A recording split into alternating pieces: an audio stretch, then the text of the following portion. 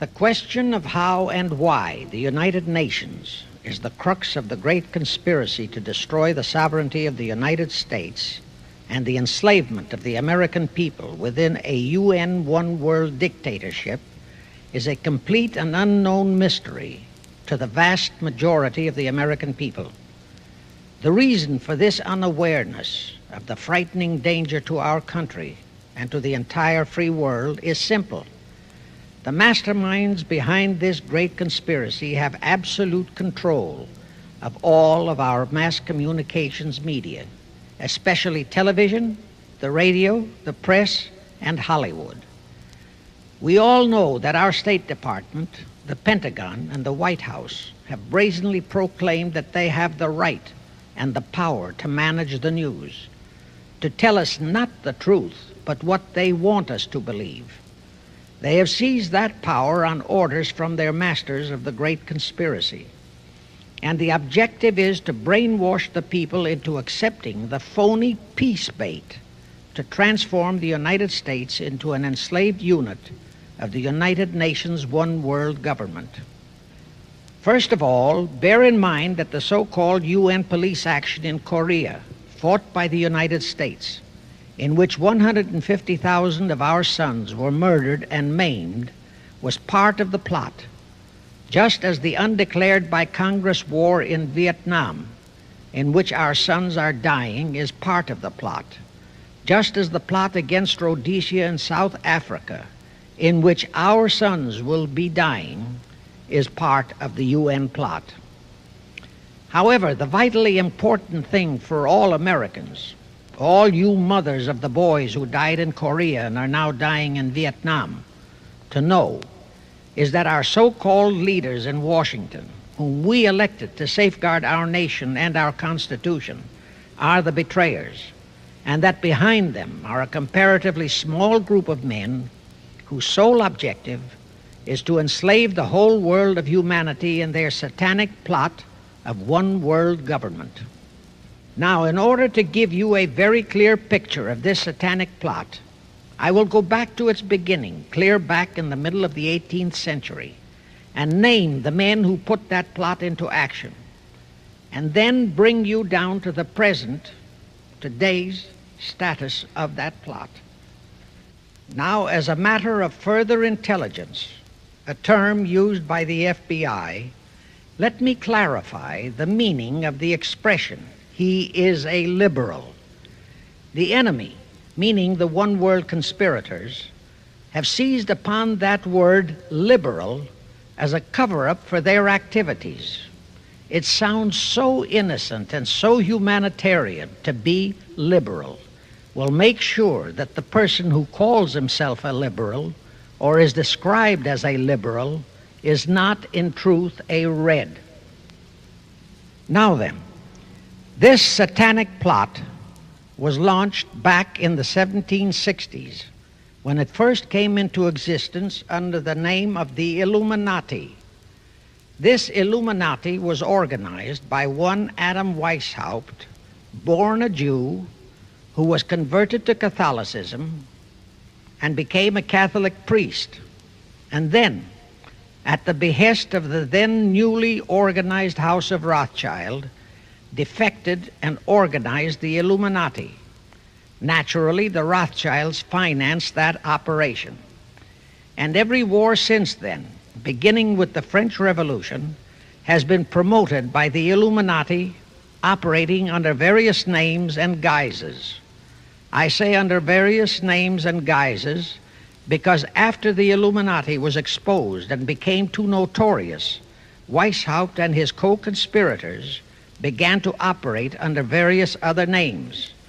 In the United States, immediately after World War I, they set up what they called the Council on Foreign Relations, commonly referred to as the CFR.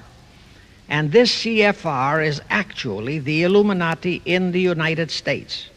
And its hierarchy, the masterminds in control of the CFR, to a very great extent are the descendants of the original Illuminati conspirators. But to conceal that fact, Most of them changed their original family names to American-sounding names. For example, the true name of the Dillons, Clarence and Douglas Dillon, once Secretary of the U.S. Treasury Department, is Lepowski. I'll come back to all this later. There is a similar establishment of the Illuminati in England, operating under the name of the British Institute of International Affairs. There are similar secret Illuminati organizations in France, Germany, and other nations operating under different names.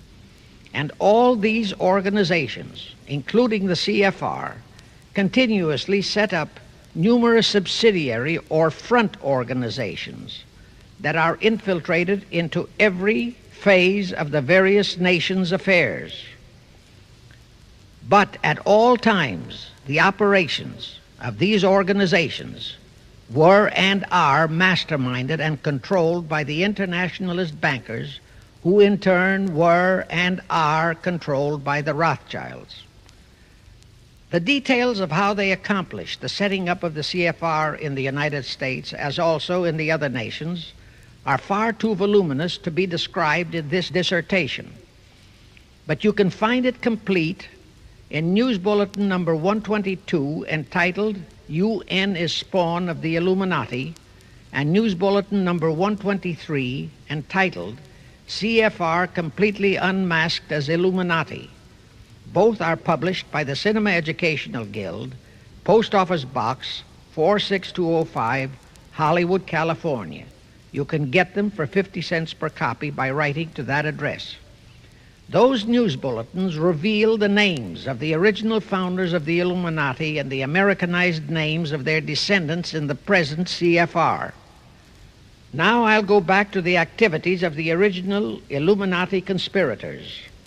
As revealed in News Bulletin number 122, one branch of the Rothschild family had financed Napoleon. Another branch of the Rothschilds, both branches the real masterminds of the Illuminati, financed Britain, Germany, and the other nations in the Napoleonic Wars. Immediately after the Napoleonic Wars, the Illuminati assumed that all the nations were so destitute and so weary of wars that they'd be glad for any solution. So the Rothschild stooges set up what they called the Congress in Vienna, and at that meeting they tried to create the first League of Nations, their first attempted one world government, on the theory that all the crowned heads of the European governments were so deeply in debt to them that they would willingly or unwillingly serve as their stooges.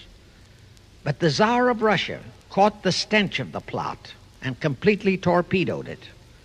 The enraged Nathan Rothschild, then the head of that dynasty, vowed that someday he or his descendants would destroy the Tsar and his entire family.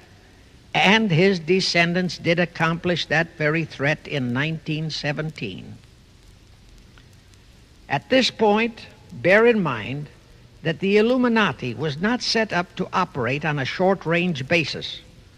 Normally, a conspirator of any type enters into a conspiracy with the expectation of achieving his objective during his own lifetime. But that was not the case with the Illuminati.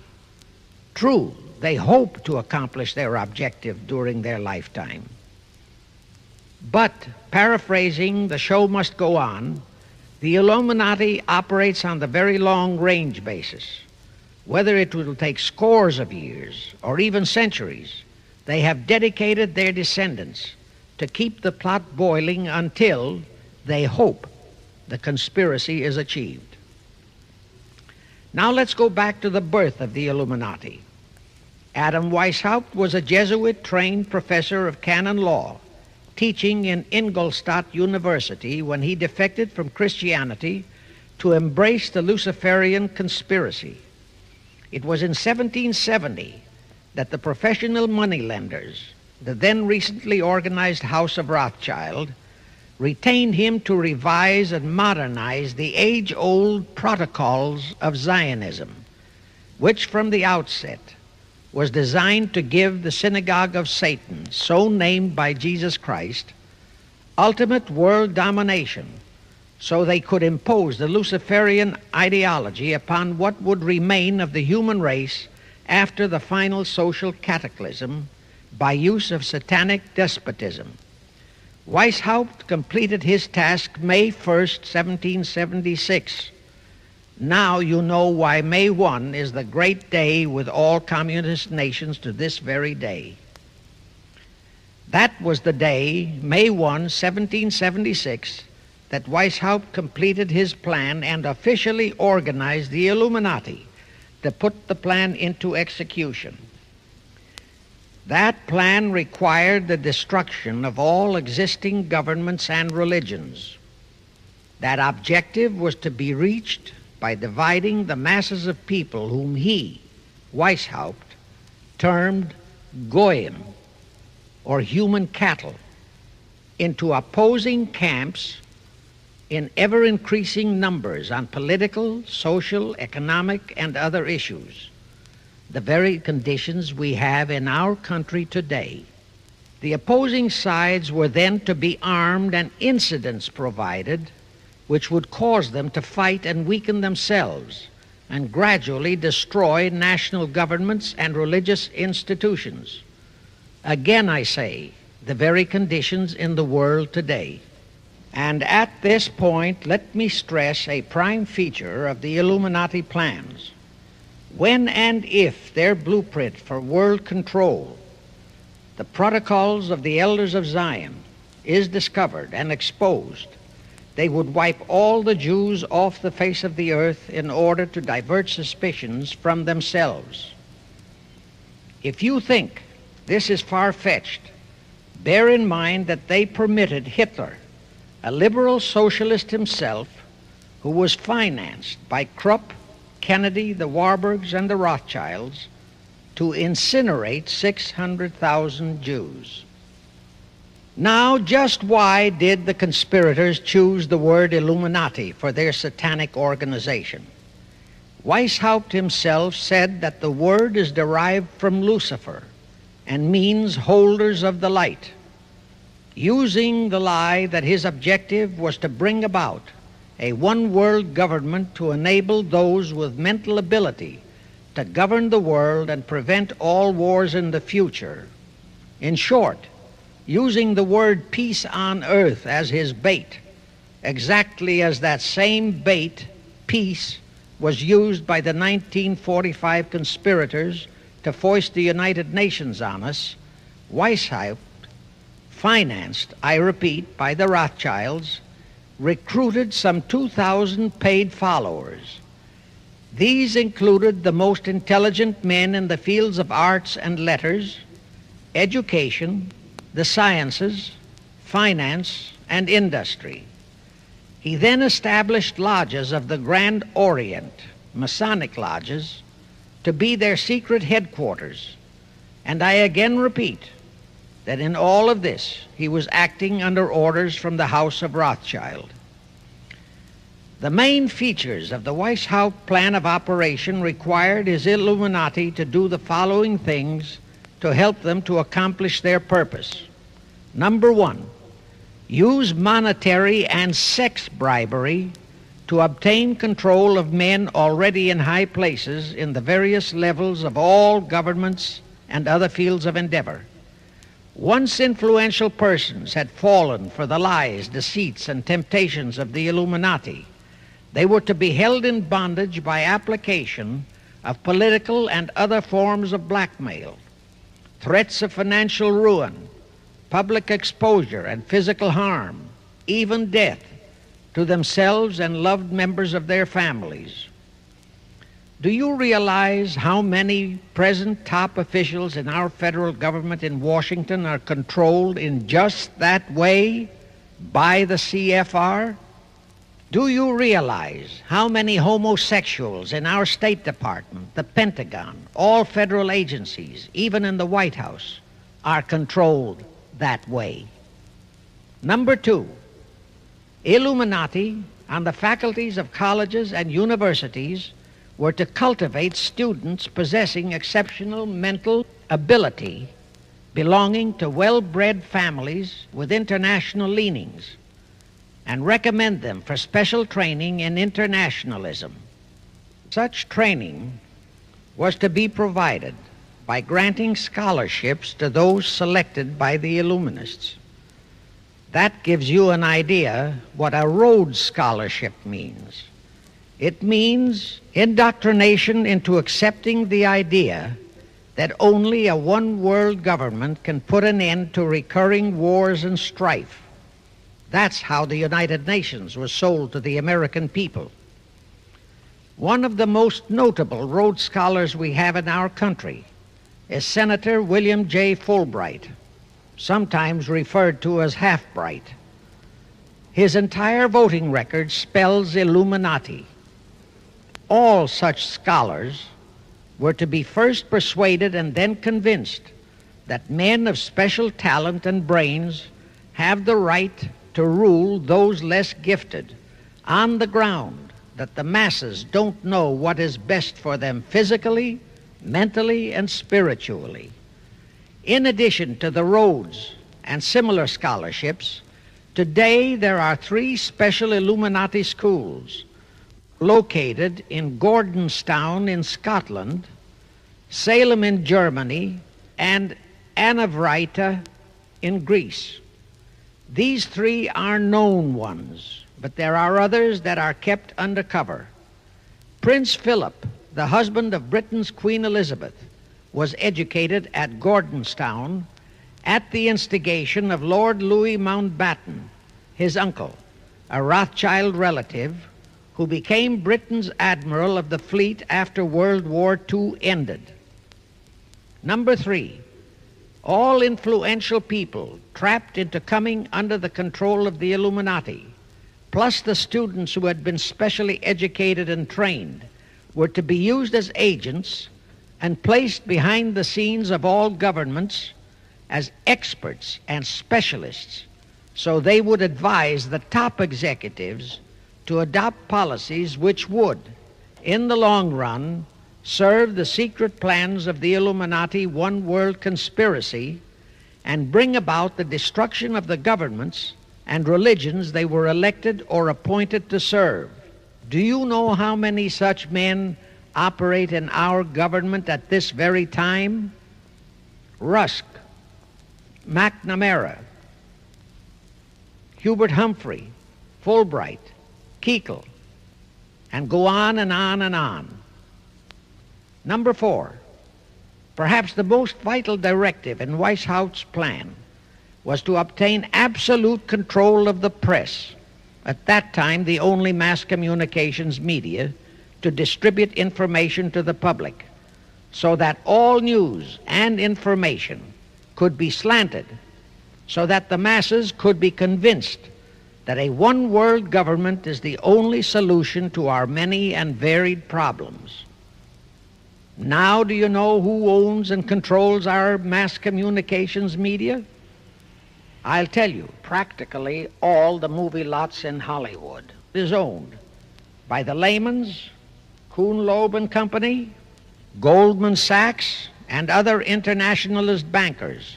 All the national radio and TV channels in the nation are owned and controlled by those same internationalist bankers.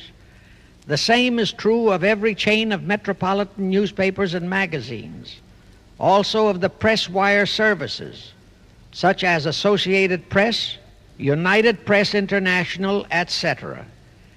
The supposed heads of all those media are merely the fronts for the internationalist bankers, who in turn compose the hierarchy of the CFR, today's Illuminati in America. Now can you understand why the Pentagon's press agent Sylvester so brazenly proclaimed that the government has the right to lie to the people? What he really meant was that our CFR-controlled government had the power to lie to and be believed by the brainwashed American people.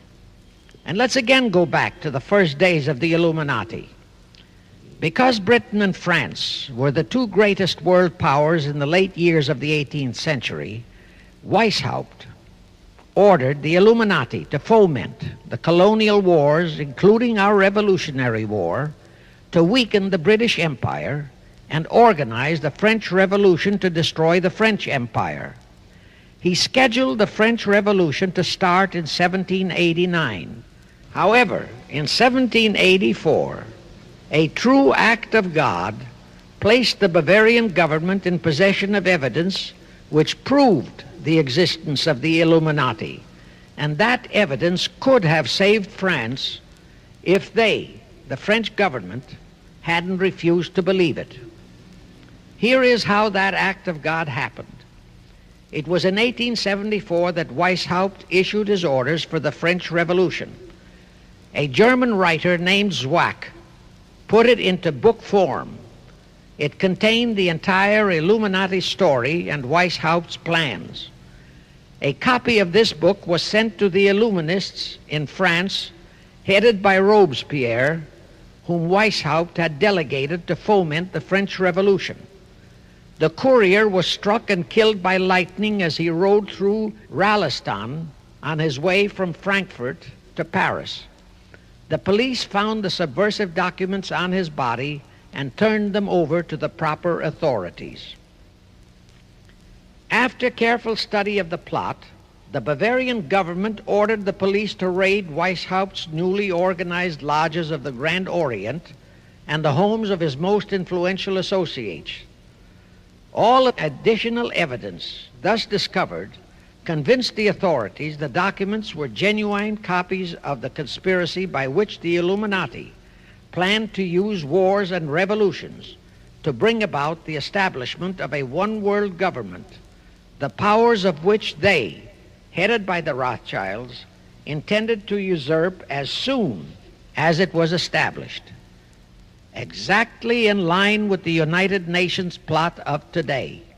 In 1785, the Bavarian government outlawed the Illuminati and closed the lodges of the Grand Orient. In 1786, they published all the details of the conspiracy.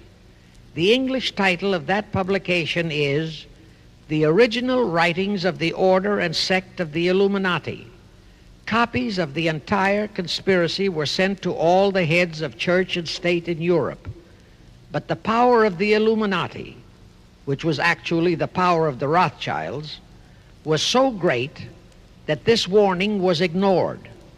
Nevertheless, Illuminati became a dirty word, and it went underground.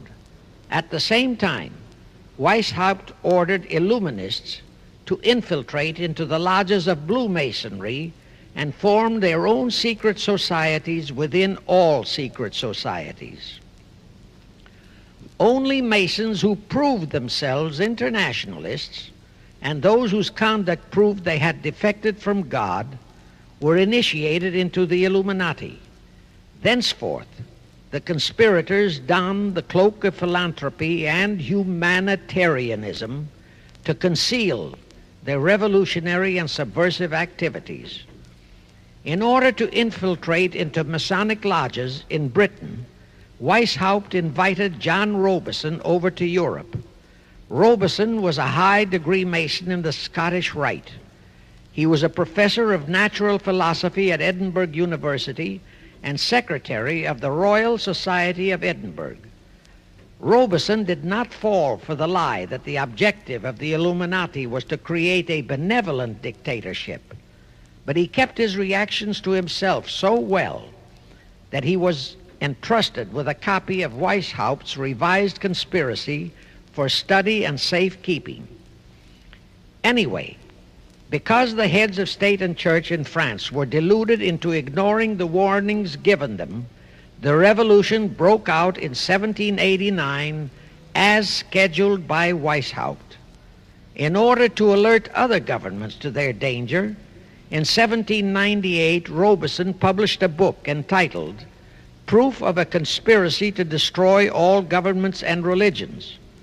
But his warnings were ignored, exactly as our American people have been ignoring all warnings about the United Nations and the Council on Foreign Relations, the CFR. Now here is something that will stun and very likely outrage many who hear this, but there is documentary proof that our own Thomas Jefferson and Alexander Hamilton became students of Weishaupt. Jefferson was one of Weishaupt's strongest defenders when he was outlawed by his government. And it was Jefferson who infiltrated the Illuminati into the then newly organized lodges of the Scottish Rite in New England. Here is the proof. In 1789, John Robeson warned all Masonic leaders in America that the Illuminati had infiltrated into their lodges. And on July 19, 1789, David Papin, president of Harvard University, issued the same warning to the graduating class and lectured them on the influence Illuminism was acquiring on American politics and religion. And to top it off, John Quincy Adams, who had organized the New England Masonic lodges, issued his warnings. He wrote 3 letters to Colonel William L. Stone, a top Mason, in which he exposed how Jefferson was using Masonic lodges for subversive, Illuministic purposes. Those 3 letters are at this very time in Rittenberg Square Library in Philadelphia. In short, Jefferson, founder of the Democratic Party, was a member of the Illuminati, which at least partly accounts for the condition of the party at this time. And through infiltrations of the Republican Party, we have exactly nothing of loyal Americanism today. That disastrous rebuff at the Congress at Vienna, created by the Tsar of Russia, did not by any means destroy the Illuminati conspiracy. It merely forced them to adopt a new strategy. Realizing that the one world idea was, for the moment, killed, the Rothschilds decided that to keep the plot alive, they'd have to do it by heightening their control of the money systems of the European nations. Earlier, by a ruse, the outcome of the Battle of Waterloo had been falsified. Rothschild had spread a story that Napoleon had won that battle. That had precipitated a terrific panic on the stock market in England. All stocks had plummeted down to practically zero, and Nathan Rothschild bought all the stocks for virtually a penny on its dollar values. That gave him complete control of the economy of Britain and virtually of all Europe. So immediately after that Congress in Vienna had boomeranged, Rothschild forced Britain to set up a new Bank of England, which he absolutely controlled, exactly as later, through Jacob Schiff, he engineered our own Federal Reserve Act, which gave the House of Rothschild a secret control of the economy in the United States. But now for a moment, let's dwell on the activities of the Illuminati in the United States. In 1826, one Captain William Morgan decided it was his duty to inform all Masons and the general public what the full truth was regarding the Illuminati, their secret plans and intended objectives, also reveal the identities of the masterminds of the conspiracy. The Illuminati promptly tried Morgan in absentia and convicted him of treason. They ordered one Richard Howard, an English Illuminist, to carry out their sentence of execution as a traitor. Morgan was warned and he tried to escape to Canada, but Howard caught up with him near the border, near the Niagara Gorge to be exact, where he murdered him. This was verified in a sworn statement made in New York by one Avery Allen to the effect that he heard Howard render his report of the execution to a meeting of Knights Templars in St. John's Hall, New York. He also told how arrangements had been made to ship Howard back to England. That Allen affidavit is on record in New York City archives. Very few Masons and very few of the general public know that general disapproval over that incident of murder caused approximately half of all the Masons in the northern jurisdiction of the United States to secede. copies of the minutes of the meeting held to discuss that matter are still in existence in safe hands, and that all that secrecy emphasizes the power of the masterminds of the Illuminati to prevent such terrible events of history from being taught in our schools. In the early 1850s, the Illuminati held a secret meeting in New York, which was addressed by a British Illuminist named Wright. Those in attendance were told that the Illuminati was organizing to unite the nihilist and atheist groups with all other subversive groups into an international to be known as communists. That was when the word communist first came into being, and it was intended to be the supreme weapon and scare word to terrify the whole world and drive the terrorized peoples into the Illuminati one world scheme. This scheme, communism, was to be used to enable the Illuminati to foment future wars and revolutions. Clinton Roosevelt, a direct ancestor of Franklin Roosevelt, Horace Greeley and Charles Dana, foremost newspaper publishers of that time, were appointed to head a committee to raise funds for the new venture. Of course, most of the funds were provided by the Rothschilds. And this fund was used to finance Karl Marx and Engels when they wrote Das Kapital and the Communist Manifesto in Soho, England. And this clearly reveals that communism is not a so-called ideology, but a secret weapon, a bogeyman word to serve the purpose of the Illuminati. Weishaupt died in 1830, but prior to his death he prepared a revised version of the age-old conspiracy, the Illuminati, which under various aliases was to organize, finance, direct, and control all international organizations and groups by working their agents into executive positions at the top. In the United States, we have Woodrow Wilson, Franklin Roosevelt, Jack Kennedy, Johnson, Rusk, McNamara, Fulbright, etc. as prime examples. In addition, while Karl Marx was writing the Communist Manifesto under the direction of one group of Illuminists, Professor Karl Ritter of Frankfurt University was writing the antithesis under direction of another group. The idea was that those who direct the overall conspiracy could use the differences in those two so-called ideologies to enable them to divide larger and larger members of the human race into opposing camps so that they could be armed and then brainwashed into fighting and destroying each other, and particularly to destroy all political and religious institutions. The work Ritter started was continued after his death and completed by the German so-called philosopher Friedrich Wilhelm Nietzsche, who founded Nietzscheism. This Nietzscheism was later developed into fascism and then into Nazism and was used to foment World Wars I and II. In 1834, the Italian revolutionary leader Giuseppe Mazzini was selected by the Illuminati to direct their revolutionary program throughout the world.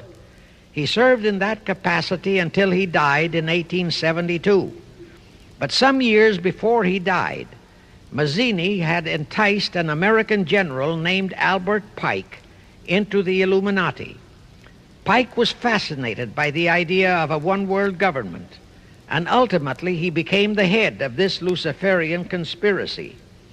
Between 1859 and 1871, he, Pike, worked out a military blueprint for 3 world wars and various revolutions throughout the world, which he considered would forward the conspiracy to its final stage in the 20th century. Again, I remind that these conspirators were never concerned with immediate success. They always operated on a long-range view. Pike did most of his work in his home in Little Rock, Arkansas, but a few years later, when the Illuminati's lodges of the Grand Orient became suspect and repudiated because of Mazzini's revolutionary activities in Europe, Pike organized what he called the New and Reformed Palladian Rite. He set up 3 Supreme Councils, one in Charleston, South Carolina, one in Rome, Italy, and the 3rd in Berlin, Germany. He had Mazzini establish 23 subordinate councils in strategic locations throughout the world. These have been the secret headquarters of the world revolutionary movement ever since. Long before Marconi invented radio, the scientists in the Illuminati had found the means for Pike and the heads of his councils to communicate secretly. It was the discovery of that secret that enabled intelligence officers to understand how apparently unrelated incidents, one such as the assassination of an Austrian prince at Sarajevo, took place simultaneously throughout the world, which developed into a war or a revolution. Pike's plan was as simple as it has proved effective. It called for communism, Nazism, political Zionism, and other international movements be organized and used to foment 3 global world wars and at least 2 major revolutions. The First World War was to be fought so as to enable the Illuminati to destroy Tsarism in Russia, as vowed by Rothschild after the Tsar had torpedoed his scheme at the Congress in Vienna, and to transform Russia into a stronghold of atheistic communism. The differences stirred up by agents of the Illuminati between the British and German empires were to be used to foment this war. After the war would be ended, communism was to be built up and used to destroy other governments and weaken religions. World War II, when and if necessary, was to be fomented by using the controversies between fascists and political Zionists. And here let it be noted that Hitler was financed by Krupp, the Warburgs, the Rothschilds, and other internationalist bankers, and that the slaughter of the supposed 600,000 Jews by Hitler didn't bother the Jewish internationalist bankers at all. That slaughter was necessary in order to create worldwide hatred of the German people and thus bring about the war against them. In short, this Second World War was to be fought to destroy Nazism and to increase the power of political Zionism so that the State of Israel could be established in Palestine. During this World War II, international communism was to be built up until it equaled in strength that of united Christendom. When it reached that point, it was to be contained and kept in check until required for the final social cataclysm. As we know now, Roosevelt, Churchill, and Stalin put that exact policy into effect, and Truman, Eisenhower, Kennedy, and Johnson continued that same exact policy. World War III is to be fomented by using the so-called controversies the agents of the Illuminati, operating under whatever new name, are now stirring up between the political Zionists and the leaders of the Muslim world.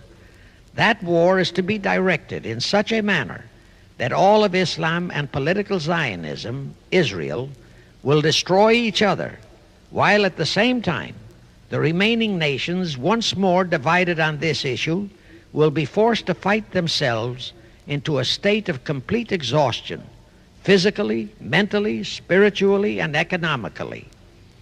Now, can any thinking person doubt that the intrigue now going on in the Near, Middle, and Far East is designed to accomplish that satanic objective? Pike himself foretold all this in a statement he made to Mazzini on August 15, 1871. Pike stated that after World War III is ended, those who will inspire to undisputed world domination will provoke the greatest social cataclysm the world has ever known. Quoting his own words, taken from the letter he wrote to Mazzini, and which letter is now catalogued in the British Museum in London, England, he said, "We shall unleash the nihilists and the atheists, and we shall provoke a great social cataclysm which in all its horror will show clearly to all nations the effect of absolute atheism, the origin of savagery and of most bloody turmoil. Then everywhere the people forced to defend themselves against the world minority of revolutionaries will exterminate those destroyers of civilization, and the multitudes disillusioned with Christianity, whose deistic spirits will be from that moment on without direction and leadership, and anxious for an ideal but without knowledge where to send its adoration, will receive the true light through the universal manifestation of the pure doctrine of Lucifer, brought finally out into public view, a manifestation which will result from a general reactionary movement which will follow the destruction of Christianity and atheism, both conquered and exterminated at the same time." When Mazzini died in 1872, Pike made another Italian revolutionary leader named Adrian Lemmy his successor. Lemmy, in turn, was succeeded by Lenin and Trotsky, then by Stalin. The revolutionary activities of all those men were financed by British, French, German, and American international bankers, all of them dominated by the House of Rothschild. We are supposed to believe that the international bankers of today, like the money changers of Christ's day, are only the tools or agents of the great conspiracy, but actually they are the masterminds behind all of it. While the general public has been brainwashed by all the mass communications media into believing that communism is a movement of the so-called workers, the actual fact is that both British and American intelligence officers have authentic documentary evidence that international liberals operating through their international banking houses, particularly the House of Rothschild, have financed both sides in every war and revolution since 1776. Those who today comprise the conspiracy, the CFR in the United States, direct our governments, whom they hold in usury through such methods as the Federal Reserve System in America, to fight wars such as Vietnam, created by the United Nations, so as to further Pike's Illuminati plans to bring the world to that stage of the conspiracy when atheistic communism and the whole of Christianity can be forced into an all-out Third World War within each remaining nation, as well as on an international scale. The headquarters of the great conspiracy in the late 1700s was in Frankfurt, Germany, where the House of Rothschild had been established by Mayer Anschelm, who adopted the Rothschild name and linked together other international financiers who had literally sold their souls to the devil. After the Bavarian government's exposure in 1786, the conspirators moved their headquarters to Switzerland, then to London. Since World War II, after Jacob Schiff, the Rothschild's boy in America, died, the headquarters of the American branch has been in the Harold Pratt Building, New York, and the Rockefellers, originally protégés of Schiff, have taken over the manipulation of finances in America for the Illuminati. In the final phases of the conspiracy, the one world government will consist of the king dictator, head of the United Nations, the CFR, and a few billionaires, economists, and scientists who have proved their devotion to the great conspiracy. All others are to be integrated into a vast conglomeration of mongrelized humanity, actually slaves. Now let me show you how our federal government and the American people have been sucked into the one world takeover plot of the Illuminati great conspiracy. And always bear in mind that the United Nations was created to become the housing for that one world so-called liberal conspiracy. The real foundations of the plot for the takeover of the United States were laid during the period of our Civil War. Not that Weishaupt and the earlier masterminds had ever overlooked the New World. As I have previously indicated, Weishaupt had his agents planted over here as far back as the Revolutionary War. But George Washington was more than a match for them. It was during the Civil War that the conspirators launched their first concrete efforts. We know that Judah Benjamin, chief advisor of Jefferson Davis, was a Rothschild agent. We also know that there were Rothschild agents planted in Abraham Lincoln's cabinet who tried to sell him into a financial dealing with the House of Rothschild. But old Abe saw through the scheme and bluntly rejected it, thereby incurring the undying enmity of the Rothschilds, exactly as the Russian Tsar did when he torpedoed their first League of Nations at the Congress in Vienna. Investigation of the assassination of Lincoln revealed that the assassin, Booth, was a member of a secret conspiratorial group. Because there were a number of highly important government officials involved, the name of the group was never revealed, and it became a mystery, exactly as the assassination of Jack Kennedy still is a mystery. But I am sure it will not for long remain a mystery. Anyway, the ending of the Civil War destroyed, temporarily, all chances of the House of Rothschild to get a clutch on our money system, such as they had acquired in Britain and other nations in Europe. I say temporarily because the Rothschilds and the masterminds of the conspiracy never quit. So they had to start from scratch, but they lost no time in getting started. Shortly after the Civil War, a young immigrant who called himself Jacob H. Schiff arrived in New York. Jacob was a young man with a mission for the House of Rothschild. Jacob was the son of a rabbi, born in one of Rothschild's houses in Frankfurt, Germany. I won't go deeply into his background. The important point is that Rothschild recognized in him not only a potential money wizard, but more important, he also saw the latent Machiavellian qualities in Jacob that could, as it did, make him an invaluable functionary in the great one-world conspiracy. After a comparatively brief training period in the Rothschilds' London bank, Jacob left for America with instructions to buy into a banking house, which was to be the springboard to acquire control of the money system of the United States. Actually, Jacob came here to carry out 4 specific assignments.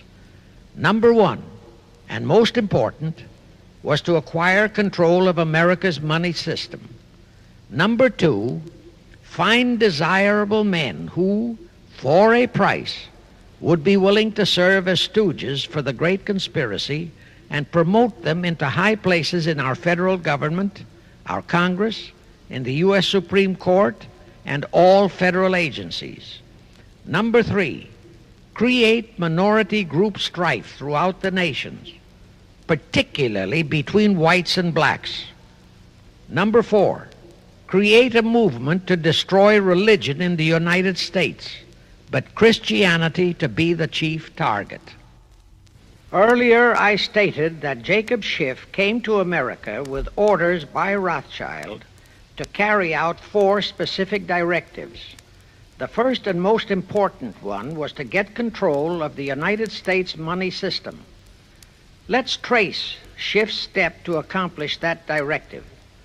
As a first step, he had to buy into a banking house, but it had to be the kind of a house that he could absolutely control and mold for that primary objective of entrapping our U.S. money system. After carefully scouting around, Jacob bought a partnership in a firm that called itself Kuhn and Loeb. Like Schiff, Kuhn and Loeb were immigrants from German Jewish ghettos. They came to the United States in the mid-1840s. Both started their business careers as itinerant pack peddlers. In the early 1850s, they pooled their interests and set up a merchandising store in Lafayette, Indiana, under the firm name of Kuhn and Loeb, servicing the covered wagon settlers on their way west. In the years that followed, they set up similar stores in Cincinnati and St. Louis. Then they added pawnbroking to their merchandising pursuits.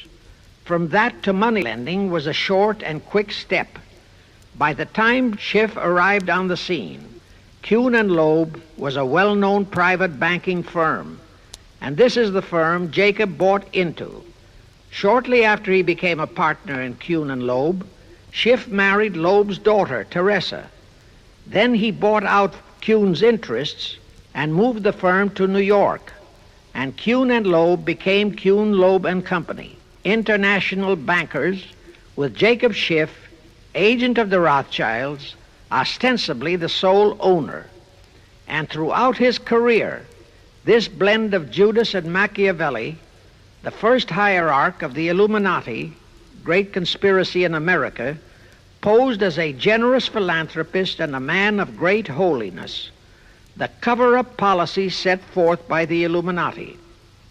As I have stated, the first great step of the conspiracy was to be the entrapment of our money system. To achieve that objective, Schiff had to get full cooperation of the then big banker elements in America, and that was easier said than done. Even in those years, Wall Street was the heart of the American money mart, and J.P. Morgan was its dictator. Next in line were the Drexels and the Biddles in Philadelphia. All the other financiers, big and little, danced to the music of those three houses, but particularly to that of Morgan. All of those three were proud, haughty, arrogant potentates. For the first few years, they viewed the little bewhiskered man from the German ghettos with utter contempt. But Jacob knew how to overcome that. He threw a few Rothschild bones to them, said bones being distribution in America of desirable European stock and bond issues. Then he discovered he had a still more potent weapon in his hands in the following. It was in the decades following our Civil War that our industries began to burgeon. We had great railroads to build. The oil, mining, steel, textile industries were bursting out of their swaddling clothes. All that called for vast financing. Much of that financing had to come from abroad. That meant the House of Rothschild, and that was when Schiff came into his own. He played a very crafty game. He became the patron saint of John D. Rockefeller, Edward R. Harriman, and Andrew Carnegie. He financed the Standard Oil Company for Rocky, the railroad empire for Harriman, and the steel empire for Carnegie.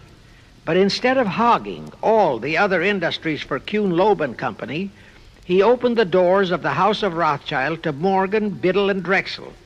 In turn, Rothschild arranged the setting up of London, Paris, European, and other branches for those three, but always in partnerships with Rothschild subordinates.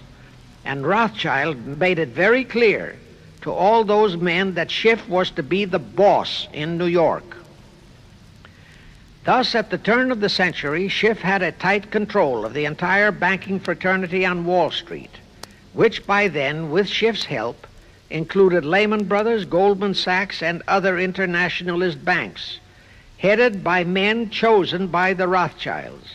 In short, that meant control of the nation's money powers, and he was then ready for the giant step, the entrapment of our national money system.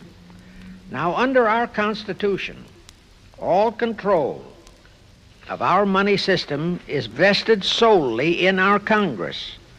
Schiff's next important step was to seduce our Congress to betray that constitutional edict by surrendering that control to the hierarchy of the Illuminati's great conspiracy. In order to legalize that surrender and thus make the people powerless to resist it, it would be necessary to have Congress enact special legislation. To accomplish that, Schiff would have to infiltrate stooges into both houses of Congress, stooges powerful enough to railroad Congress into passing such legislation. Equally, or even more important, he would have to plant a stooge in the White House, a president without integrity and without scruples, who would sign that legislation into law. To accomplish that, he had to get control of either the Republican or the Democratic Party. The Democratic Party was the more vulnerable. It was the hungrier of the two parties. Except for Grover Cleveland, the Democrats had been unable to land one of their men in the White House since before the Civil War. There were two reasons for that. Number one, poverty of the party. Number two, there were considerably more Republican-minded voters than Democrats. The poverty matter was not a great problem, but the voter problem was a different story. But as I previously said, Schiff was a smart cookie. Here is the atrocious and murderous method he employed to solve that voter problem. His solution emphasizes how very little the Jewish internationalist bankers care about their own racial brethren, as you shall see. Suddenly, around 1890, there broke out a nationwide series of pogroms in Russia.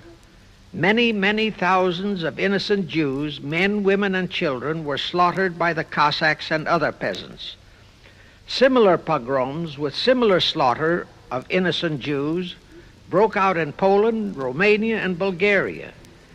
All those pogroms were fomented by Rothschild agents.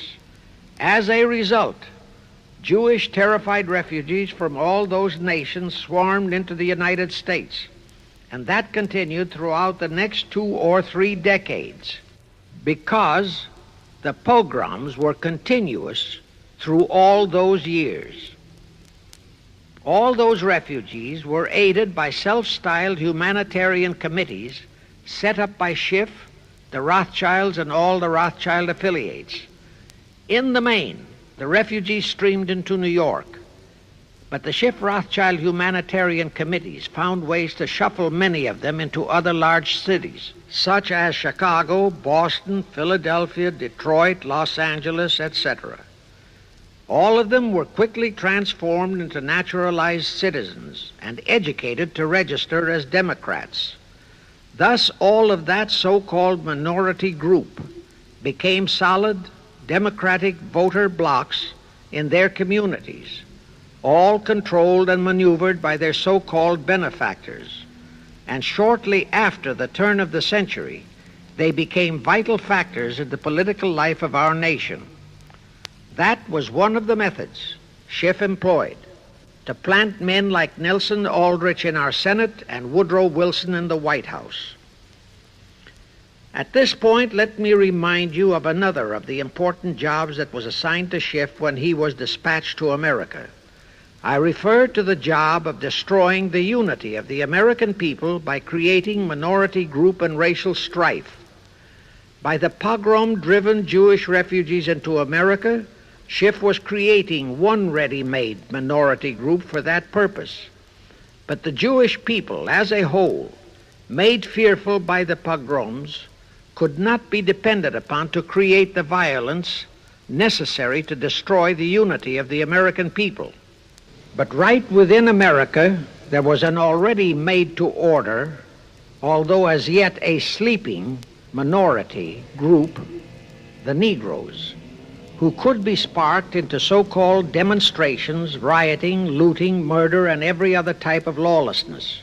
All that was necessary was to incite and arouse them. Together, those two minority groups, properly maneuvered, could be used to create exactly the kind of strife in America the Illuminati would need to accomplish their objective.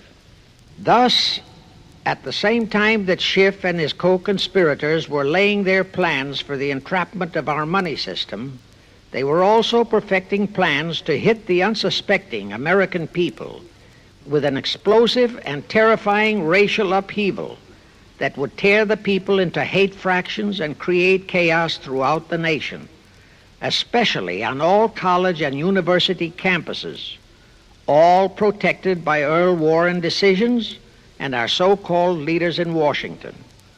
Of course, perfecting those plans required time and infinitely patient organizing.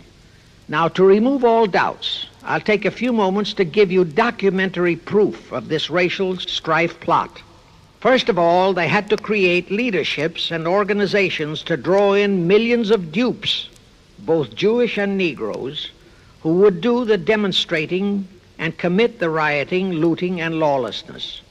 So in 1909, Schiff, the Laymans, and other conspirators organized and set up the National Association for the Advancement of the Colored People, known as the NAACP. The presidents, directors, and legal counsels of the NAACP were always white men, Jews appointed by Schiff. And this is the case to this very day. Then, in 1913, the Schiff Group organized the Anti-Defamation League of the B'nai B'rith, commonly known as the ADL, to serve as the Gestapo and hatchet man outfit for the entire great conspiracy. Today, this sinister ADL maintains over 2,000 agencies in all parts of the country, and they advise and completely control every action of the NAACP, core of the Urban League, of all the other so-called Negro civil rights organizations throughout the nation, including such leaders as Martin Lucifer King, Stokely Carmichael, Bayard Rustin, and others of that ilk.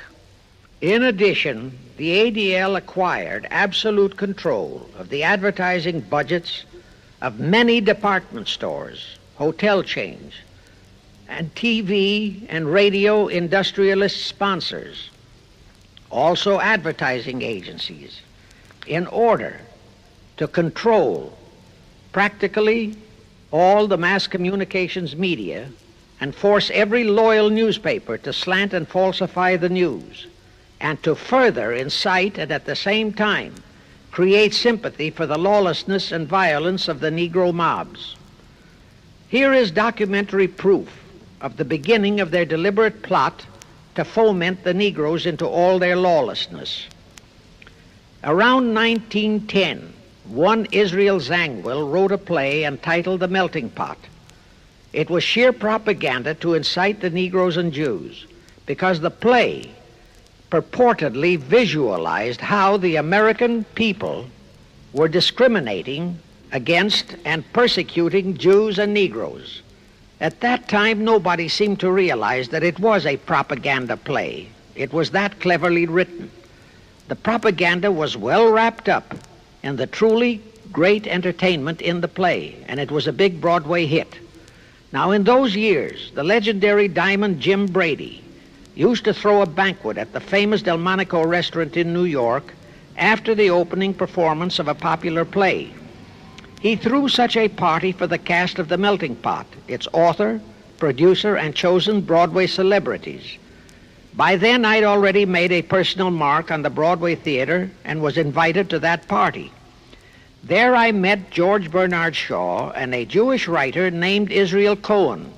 Zangwill, Shaw, and Cohen were the triumvirate who created the Fabian Society in England and had worked closely with a Frankfurt Jew named Mordecai, who had changed his name to Karl Marx. But remember, at that time, both Marxism and communism were just emerging, and nobody paid much attention to either, and nobody suspected the propaganda in the writings of those three really brilliant writers. At that banquet, Israel Cohen told me he was then engaged in writing a book which was to be a follow-up on Zangwill's The Melting Pot. The title of his book was to be A Racial Program for the 20th Century. At that time, I was completely absorbed by my work as a playwright, and significant as that title was, its real objective never dawned on me, nor was I interested in reading the book. But it suddenly hit me with the force of a hydrogen bomb when I received a newspaper clipping of an item published by the Washington, D.C. Evening Star in May 1957. That item was a verbatim reprint of the following excerpt in Israel Cohen's book, A Racial Program for the 20th Century, and it reads, as I quote, "We must realize that our party's most powerful weapon is racial tension. By propounding into the consciousness of the dark races that for centuries they have been oppressed by the whites, we can mold them to the program of the Communist Party. In America, we will aim for subtle victory. While inflaming the Negro minority against the whites, we will instill in the whites a guilt complex for their exploitation of the Negroes. We will aid the Negroes to rise to prominence in every walk of life, in the professions and in the world of sports and entertainment. With this prestige, the Negro will be able to intermarry with the whites and begin a process which will deliver America to our cause." That same excerpt was entered into the congressional record of June 7, 1957 by Representative Thomas G. Abernathy. Thus the authenticity of that passage in Cohen's book was fully established. But the one question that remained in my mind was whether it represented the official policy or plot of the Communist Party or just a personal expression of Cohen himself. Hence I sought more proof, and I found it. In an official pamphlet published in 1935 by the New York Communist Party's official Workers' Library Publishers. That pamphlet was entitled, "The Negroes in a Soviet America." It urged the Negroes to rise up, form a Soviet state in the South, and apply for admission to the Soviet Union. It contained a firm pledge that the revolt would be supported by all American Reds and all so-called liberals. On page 38, it promised that a Soviet government would confer greater benefits to Negroes than to whites. And again, this official communist pamphlet pledged that, I quote, "Any act of discrimination or prejudice against a Negro will become a crime under the revolutionary law," unquote. That statement proved that the excerpt in Israel Cohen's book, published in 1913, was an official edict of the Communist Party and directly in line with the Illuminati blueprint for world revolution issued by Weishaupt and later by Albert Pike. Now there's only one question, and that is to prove that the communist regime is directly controlled by the American Jacob Schiff and London Rothschild masterminds of the Great Conspiracy.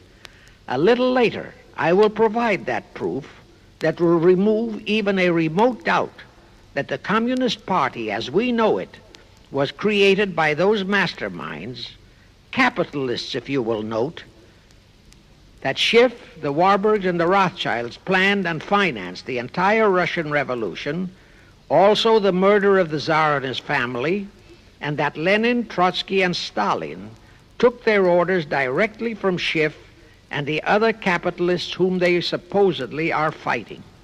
Now can you see why the vile Earl Warren and his equally vile co-Supreme Court justices issued that infamous and treasonous desegregation decision in 1954? It was to aid and abet the plot of the Illuminati conspirators to create tension and strife between Negroes and whites. Can you see why the same Earl Warren issued his decision prohibiting Christian prayers and Christmas carols in our schools? It was done to destroy Christianity. Can you see why Eisenhower, despite all the rigid constitutional prohibitions, sent federal troops into a southern state to enforce the desegregation decision? Why Kennedy did likewise? And can you see why Johnson and 66 senators, despite the protests of 90% of the American people, voted for the consular treaty which opens our entire country to Russian spies and saboteurs?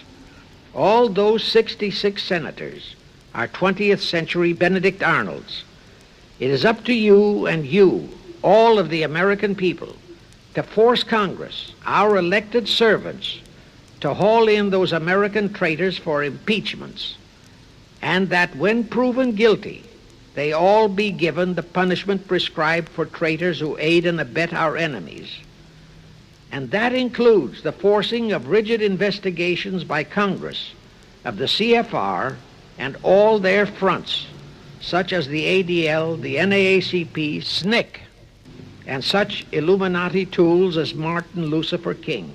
Such investigations will completely unmask all the leaders in Washington and the Illuminati and all their affiliations and affiliates as traitors carrying out the Illuminati plot. It will completely unmask the United Nations as the intended crux of the entire plot and force Congress to take the U.S. out of the UN and hurl the UN out of the U.S. In fact, it will destroy the UN and the entire plot. Before I close this phase, I wish to reiterate and stress one vital point, which I urge you to never forget if you wish to save our country for your children and their children. Here is the point. Every unconstitutional and unlawful act committed by Woodrow Wilson, by Franklin Roosevelt, by Truman, Eisenhower, and Kennedy, and are now being committed by Johnson, is exactly in line with the Illuminati conspirators' centuries-old plot outlined by Weishaupt and Albert Pike. Every vicious decision issued by the traitorous Earl Warren and his equally traitorous Supreme Court justices was directly in line with what the Illuminati blueprint required. That all the treason committed by our State Department under Rusk and earlier by John Foster Dulles and Marshall, also all the treason committed by McNamara and his predecessors, is directly in line with that same Illuminati blueprint for the takeover of the world. Also the amazing treason by various members of our Congress, especially by the 66 senators who signed for the Consular Treaty, has been committed on orders from the Illuminati. Now I will go back to Jacob Schiff's entrapment of our money system and the treasonous actions that followed. It will also reveal the Schiff-Rothschild control of not only Karl Marx, but of Lenin, Trotsky, and Stalin, who created the revolution in Russia and set up the Communist Party. It was in 1908 that Schiff decided the time had come for his seizure of our money system. His chief lieutenants in that seizure were Colonel Edward Mandell House, whose entire career was that of chief executive and courier for Schiff, as I shall show, Bernard Baruch, and Herbert Lehman. In the fall of that year, they assembled in secret conclave at the Jekyll Island Hunt Club, owned by J.P. Morgan at Jekyll Island, Georgia. Among those present were J.P. Morgan, John D. Rockefeller, Colonel House, Senator Nelson Aldrich, Schiff, Stillman and Vanderlip of the New York National City Bank, W. and J. Seligman, Eugene Meyer, Bernard Baruch, Herbert Lehman, Paul Warburg, in short, all of the international bankers in America, all of them members of the hierarchy of the Illuminati's great conspiracy. A week later, they emerged with what they called the Federal Reserve System. Senator Aldrich was the stooge who was to railroad it through Congress. But they held that railroading in abeyance for one chief reason. They would first have to plant their man, an obedient stooge, in the White House to sign the Federal Reserve Act into law. They knew that even if the Senate would pass that act unanimously, the then newly elected President Taft would promptly veto it. So they waited. In 1912, their man, Woodrow Wilson, was elected to the presidency. Immediately after Wilson was inaugurated, Senator Aldrich railroaded the Federal Reserve Act through both houses of Congress, and Wilson promptly signed it, and the Federal Reserve Act became law. That heinous act of treason was committed in December 23, 1913, 2 days before Christmas, when all the members of Congress, except for several carefully picked representatives and 3 equally carefully picked senators, were away from Washington. How heinously treasonous was that act? I'll tell you. Our founding fathers knew full well the power of money. They knew that whoever had that power held the destiny of our nation in his hands.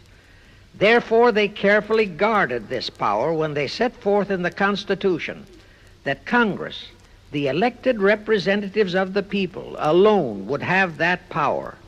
The constitutional language on this point is brief, concise, and specific, stated in Article 1, Section 8, Paragraph 5, defining the duties and powers of Congress, and I quote, "To coin money, regulate the value thereof, and of foreign coin, and the standard of weights and measures," unquote. But on that tragic, unforgettable day of infamy, December 23, 1913, the men we sent to Washington to safeguard our interests, the representatives and senators and Woodrow Wilson, delivered the destiny of our nation into the hands of two aliens from Eastern Europe, Jacob Schiff and Paul Warburg. Warburg was a very recent immigrant who came here on orders from Rothschild for the express purpose of blueprinting that foul Federal Reserve Act. Now, the vast majority of the American people think that the Federal Reserve System is a United States government-owned agency. That is positively false. All of the stock of the Federal Reserve banks is owned by the member banks, and the heads of the member banks are all members of the hierarchy of the great Illuminati conspiracy known today as the CFR. The details of that act of treason in which many traitorous so-called Americans participated are far too long for this recording, but all those details are available in a book entitled The Federal Reserve Conspiracy, written by Eustace Mullins. In that book, Mullins tells the entire horrifying story and backs it up with unquestionable documentations. Aside from it being a truly fascinating and shocking story of that great betrayal, every American should read it as a matter of vital intelligence for the time when the whole American people will finally come awake and smash the entire conspiracy. And with God's help, that awakening will surely come. You can get a copy of that book from the publishers, the Christian Educational Association, 530 Chestnut Street, Union, New Jersey. Now, if you think that those aliens and their by accident of birth American co-conspirators would be content with just the control of our money system, you're in for another very sad shock. The Federal Reserve System gave the conspirators complete control of our money system, but it in no way touched the earnings of the people, because the Constitution positively forbids what is now known as the 20% withholding tax. But the Illuminati blueprint for one-world enslavement called for the confiscation of all private property and control of individual earning powers. This, and Karl Marx stressed that feature in his blueprint, had to be accomplished by a progressive graduated income tax. As I stated, such a tax could not lawfully be imposed upon the American people. It is succinctly and expressly forbidden by our Constitution. Thus, only an amendment to the Constitution could give the federal government such confiscatory powers. Well, that too was not an insurmountable problem for our Machiavellian plotters. The same elected leaders in both houses of Congress and the same Mr. Woodrow Wilson, who signed the infamous Federal Reserve Act into law, amended the Constitution to make the federal income tax, known as the 16th Amendment, a law of the land. Both are illegal under our Constitution. In short, the same traitors signed both betrayals, the Federal Reserve Act and the 16th Amendment, into law. However, it seems that nobody ever realized that the 16th Amendment was set up to rob, and I do mean rob, the people of their earnings via the income tax provision. The plotters didn't fully use that provision until World War II, when that great humanitarian, Franklin Roosevelt, applied a 20% withholding tax on all small wage earners and up to 90% on higher incomes. Oh, of course, he faithfully promised that it would be only for the duration of the war. But what was a promise to such a charlatan who in 1940, when he was running for his third term, kept proclaiming, I say again and again and again that I will never send American boys to fight on foreign soil. Remember? He was proclaiming that even as he was already preparing to plunge us into World War II by enticing the Japanese into that sneak attack on Pearl Harbor to furnish him with his excuse. And before I forget, let me remind you that another charlatan named Woodrow Wilson used exactly that same campaign slogan in 1916. His slogan was, "Re-elect the man who will keep your sons out of the war." Exactly the same formula, exactly the same promises. But wait, as Al Jolson used to say, you ain't heard nothing yet. That 16th Amendment income tax trap was intended to confiscate, rob, the earnings only of the common herd, you and me. It was not intended to even touch the huge incomes of the Illuminati gang, the Rockefellers, the Carnegies, the Lehmans, and all the other conspirators. So together with that 16th Amendment, they created what they called the tax-free foundations. That would enable the conspirators to transform their huge wealth into such so-called foundations and avoid payment of virtually all income taxes. The excuse for it was that the earnings of those tax-free foundations would be devoted to humanitarian philanthropy. So we now have the several Rockefeller foundations, the Carnegie Endowment Fund, the Ford Foundation, the Mellon Foundation, and hundreds of similar tax-free foundations. And what kind of philanthropy do these foundations support? Well, they finance all the civil rights groups that are creating all the chaos and rioting all over the country. They finance the Martin Lucifer Kings. The Ford Foundation finances the Center for the Study of Democratic Institutions in Santa Barbara, commonly referred to as Moscow West, and which is headed by Wonderboy Hutchins, Walter Reuther, Irwin Canham, and others of that ilk. In short, the tax-free foundation financed those who are doing the job for the Illuminati great conspiracy. And what are the hundreds of billions of dollars they confiscate every year from the earnings of the common herd, you and me, used for? Well, for one thing, there's the foreign aid gimmick, which gave billions to communist Tito, plus gifts of hundreds of jet planes, many of which were turned over to Castro, plus the costs of training communist pilots so that they can the better shoot down our planes, billions to Red Poland, billions to India, billions to Sukarno, billions to other enemies of the United States. That's what that treasonously railroaded 16th Amendment has done to our nation, to the American people, to you and to me, to your children and their children.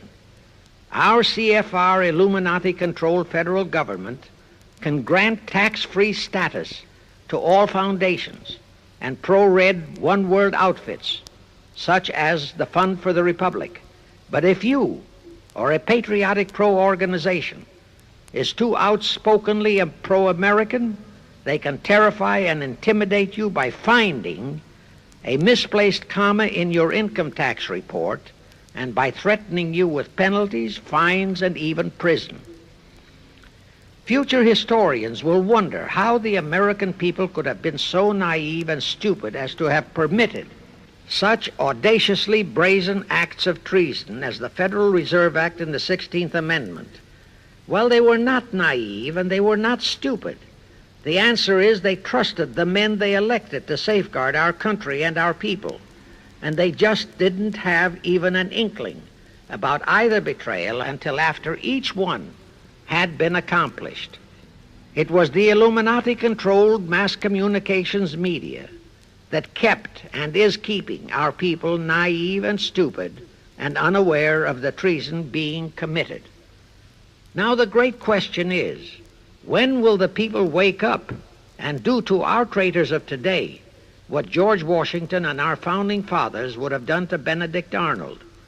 Actually, Benedict Arnold was a petty traitor compared to our present traitors in Washington. Now let's go back to the events that followed the rape of our Constitution by the passage of the Federal Reserve Act of the 16th Amendment. With Wilson completely under their control, the masterminds of the great conspiracy put in motion their next and what they hoped would be their final steps to achieve their one-world government. The first of those steps was to be World War I. Why war? Simple. The only excuse for a one-world government is that it will supposedly ensure peace. The only thing that can make people cry for peace is war. War brings chaos, destruction, exhaustion, to winner as well as to loser. It brings economic ruin to both.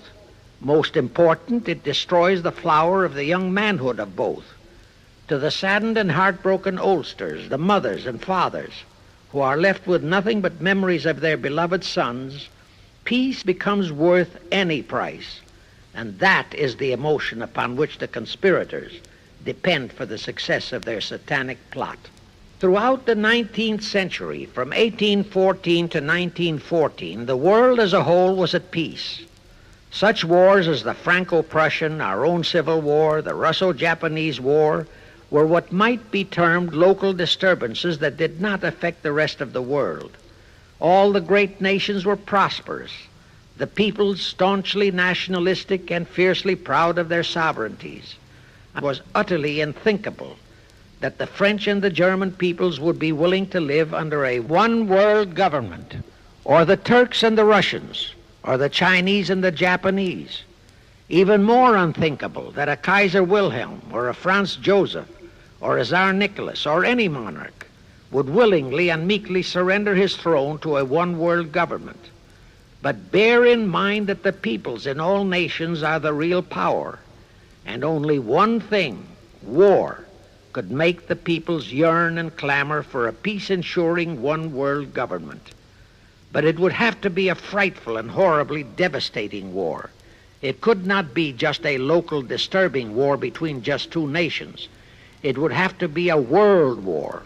No major nation must be left untouched by the horrors and devastation of such a war. The cry for peace must be made universal. Actually, that was the format set by the Illuminati and Nathan Rothschild at the turn of the 19th century. They first maneuvered all of Europe into the Napoleonic Wars. Then the Congress in Vienna, which they, and particularly Rothschild, planned to transform into a League of Nations, which was to have been the housing for their one-world government, exactly as the present United Nations was set up to be the housing for the forthcoming, God forbid, one-world government. Anyway, that was the format the House of Rothschild and Jacob Schiff decided to employ to achieve their objective in 1914. Of course, they knew that that same format had failed in 1814, but they theorized that was only because the Tsar of Russia had torpedoed that scheme. Well, the present 1914 conspirators would eliminate that 1814 fly in the ointment. They'd make sure that after the New World War, they were conspiring, there'd be no Tsar of Russia around to throw monkey wrenches into the machinery. I won't go into how they accomplished this first step to launch a world war.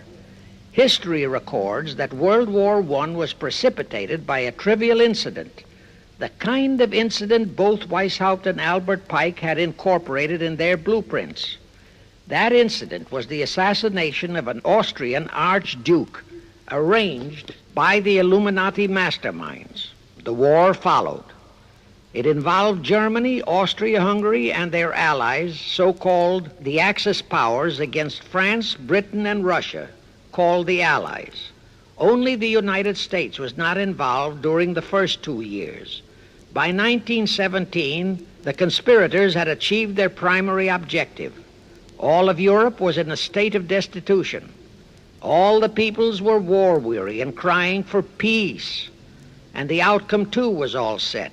It was to come as soon as the United States would be hurled in on the side of the Allies. And that was all set to happen immediately after Wilson's re-election. After that, there could be only one outcome: complete victory for the Allies. To fully confirm my statement that long before 1917, the conspiracy headed in America by Jacob Schiff had it all set to hurl the United States into that war, I will cite the proof. When Wilson was campaigning for re-election in 1916, his chief appeal was, "Re-elect the man who will keep your sons out of the war." But during that same campaign, the Republican Party publicly charged that Wilson had long committed himself to throw us into the war. They charged that if he would be defeated, he would accomplish that act during his few remaining months in office. But if re-elected, he would hold off until after re-election. But at that time, the American people looked upon Wilson as a God-man. Well, Wilson was re-elected, and as per the schedule of the conspirators, he hurled us into the war in 1917. He used the sinking of the Lusitania as an excuse, a sinking which also was prearranged. Roosevelt, also a God-man in the eyes of the American people, followed the same technique in 1941 when he used the prearranged Pearl Harbor attack as his excuse for hurling us into World War II.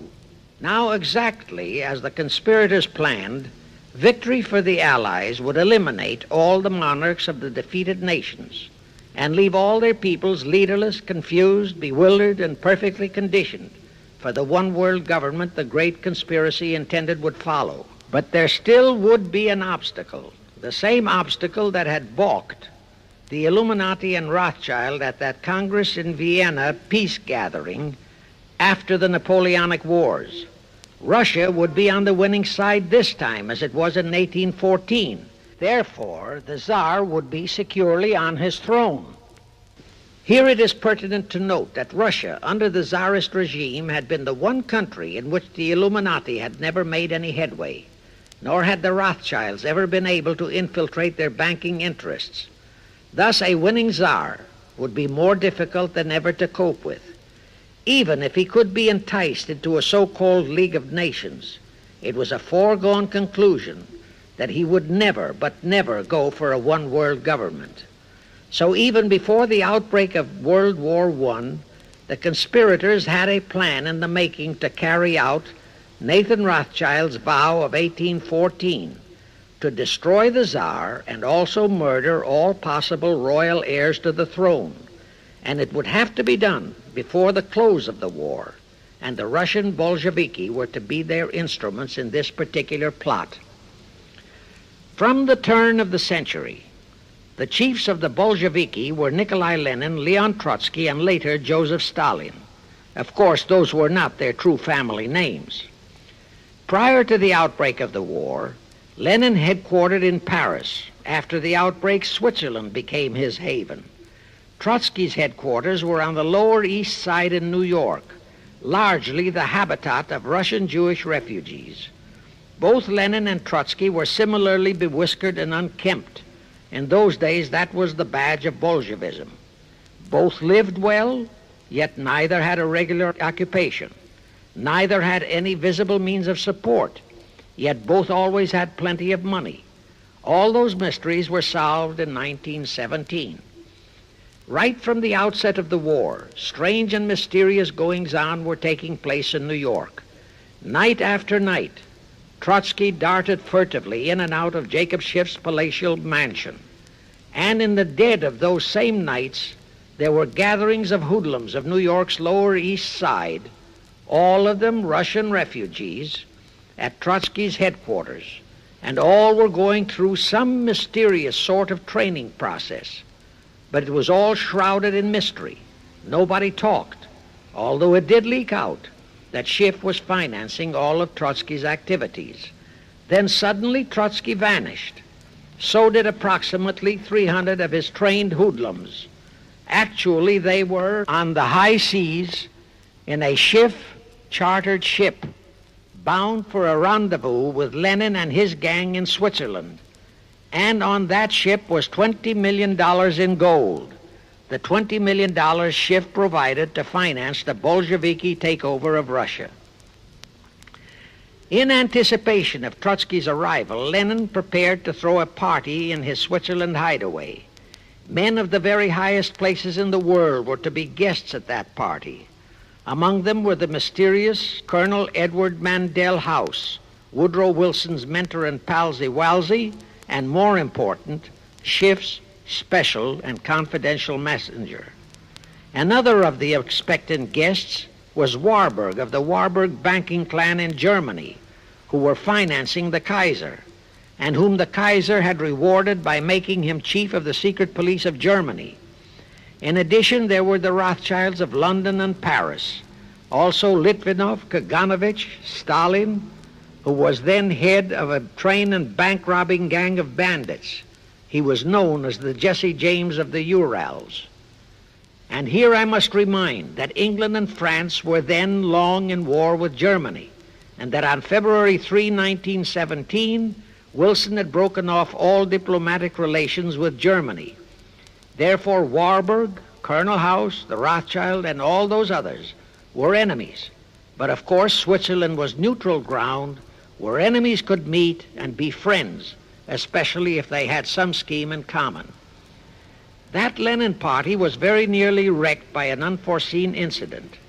The Schiff-chartered ship on its way to Switzerland was intercepted and taken into custody by a British warship.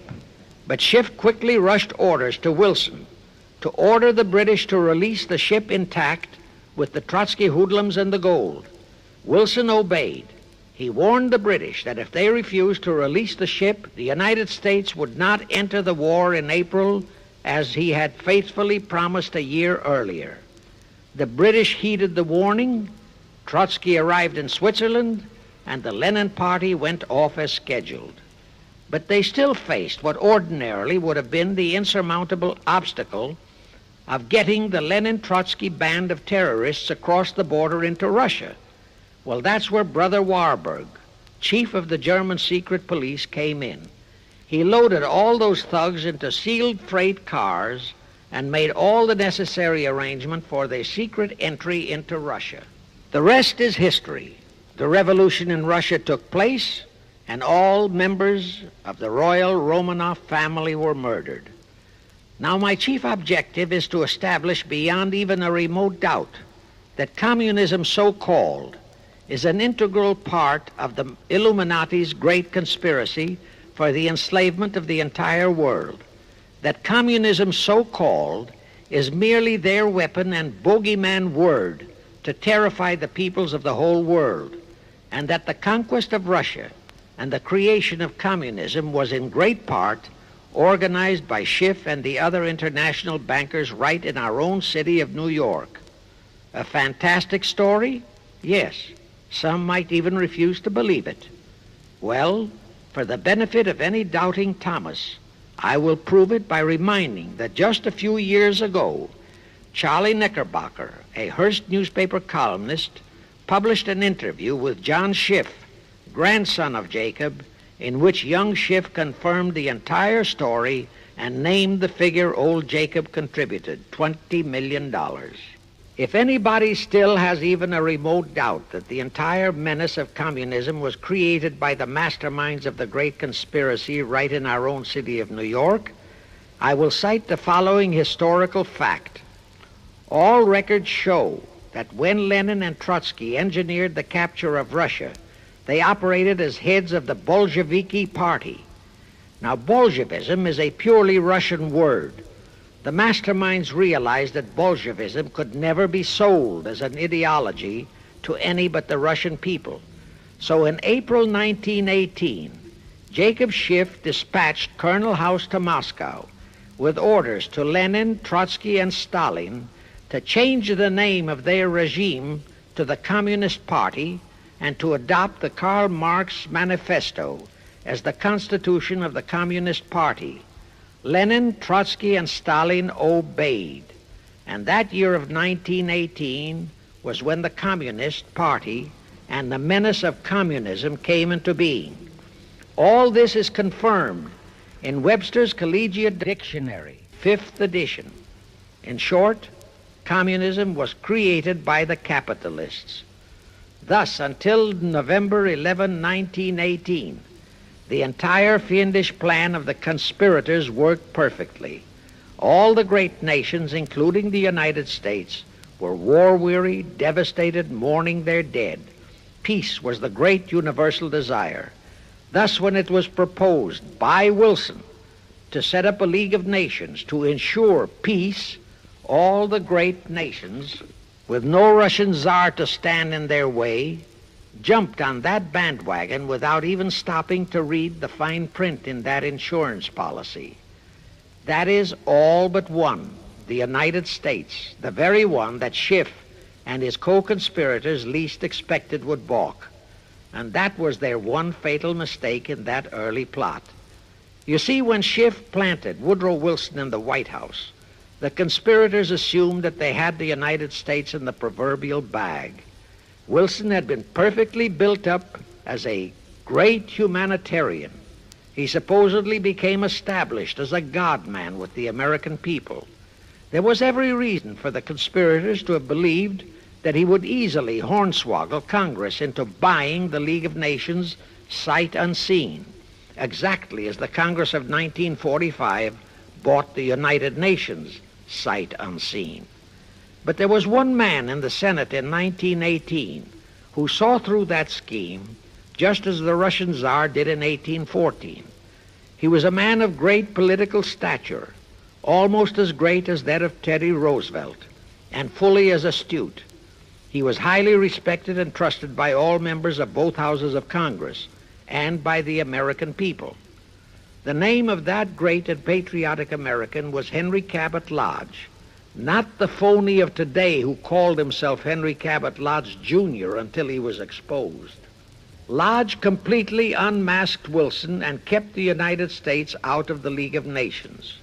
Here it becomes of great interest to know the real reason for the Wilson League of Nations flop. As I previously stated, Schiff was sent to the United States to carry out 4 specific assignments.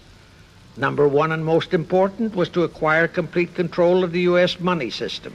Number 2, as outlined in the original Weishaupt Illuminati blueprint, he was to find the right kind of men to serve as stooges for the great conspiracy and promote them into the highest offices in our federal government, our Congress, our U.S. Supreme Court, and all federal agencies, such as the State Department, the Pentagon, the Treasury Department, etc. Number 3, destroy the unity of the American people by creating minority group strife throughout the nation, especially between the whites and blacks as outlined in Israel Cohen's book. Number 4, create a movement to destroy religion in the United States with Christianity to be the chief target or victim. In addition, he was strongly reminded of the imperative directive in the Illuminati blueprint to achieve full control of all mass communications media, to be used to brainwash the people into believing and accepting all of the maneuverings of the great conspiracy.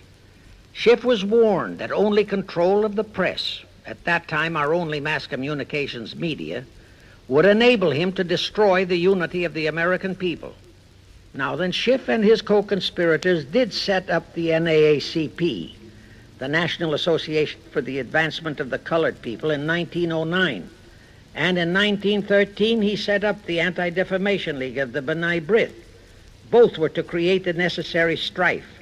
But in the early years, the ADL operated very timidly, perhaps for fear of a pogrom-like action by an aroused and enraged American people. And the NAACP was practically dormant because its white leadership didn't realize that they would have to develop firebrand Negro leaders, such as Martin Lucifer King, for one, to spark the then completely satisfied and contented mass of Negroes. In addition, he, Schiff, was busy developing and infiltrating the stooges to serve in all high places in our Washington government and in the job of acquiring control of our money system and the creation of the 16th Amendment. He also was very busy with the organizing of the plot for the takeover of Russia. In short, he was kept so busy with all those jobs that he completely overlooked the supreme job of acquiring complete control of our mass communications media. That oversight was the direct cause for Wilson's failure to lure the United States into the League of Nations, because when Wilson decided to go to the people to overcome the opposition of the Lodge-controlled Senate, despite his established but phony reputation as a great humanitarian, he found himself faced by a solidly united people and by a loyal press whose only ideology was Americanism and the American way of life. At that time, due to the ineptness and ineffectiveness of both the ADL and the NAACP, there were no organized minority groups, no Negro problems, no so-called anti-Semitic problem to sway the people's thinking. There were no lefts, there were no rights, no prejudices for crafty exploitations. Thus, Wilson's League of Nations appeals fell on deaf ears. That was the end of Woodrow Wilson, the conspirator's great humanitarian. He quickly abandoned his crusade and returned to Washington, where he shortly died an imbecile brought on by syphilis. And that was the end of the League of Nations as a corridor into one world government. Of course, that debacle was a terrible disappointment to the masterminds of the Illuminati conspiracy. But they were not discouraged. As I have previously stressed, this enemy never quits. They simply decided to reorganize and try from scratch again. By this time, Schiff was very old and slow. He knew it. He knew that the conspiracy needed a new, younger, and more active generalship. So on his orders, Colonel House and Bernard Baruch organized and set up what they called the Council on Foreign Relations, the new name under which the Illuminati would continue to function in the United States. The hierarchy, officers and directors of the CFR, is composed principally of descendants of the original Illuminati, many of whom had abandoned their old family names and acquired new Americanized names. For one example, we have Dillon, who was Secretary of Treasury of the United States, whose original name was Lepowski. Another example is Paley, head of the CBS TV channel, whose true name is Polinsky. The membership of the CFR is approximately 1,000 in number and contains the heads of virtually every industrial empire in America, such as Blau, president of the U.S. Steel Corporation, Rockefeller, king of the oil industry, Henry Ford II, and so on. And, of course, all the international bankers, also the heads of the tax-free foundations, are officers and or active CFR members. In short, all the men who provide the money and the influence to elect the CFR chosen presidents of the United States, congressmen, senators, and who decide the appointments of our various secretaries of state, of the Treasury, of every important federal agency, are members of the CFR, and very obedient members indeed. Now, just to cement that fact, I will mention the names of a few of the United States presidents who were members of the CFR. Franklin Roosevelt, Herbert Hoover, Dwight D. Eisenhower, Jack Kennedy. Others who were considered for the presidency are Thomas E. Dewey, Adlai Stevenson, Nixon, and Vice President of a CFR subsidiary, Barry Goldwater.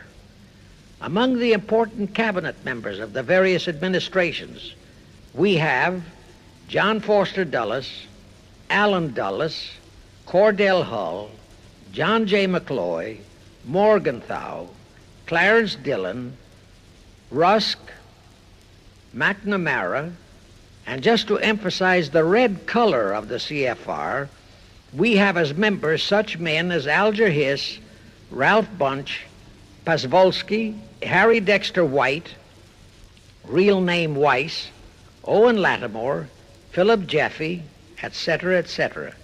Simultaneously, they were flooding thousands of homosexuals and other blackmailable characters into all the federal agencies from the White House down.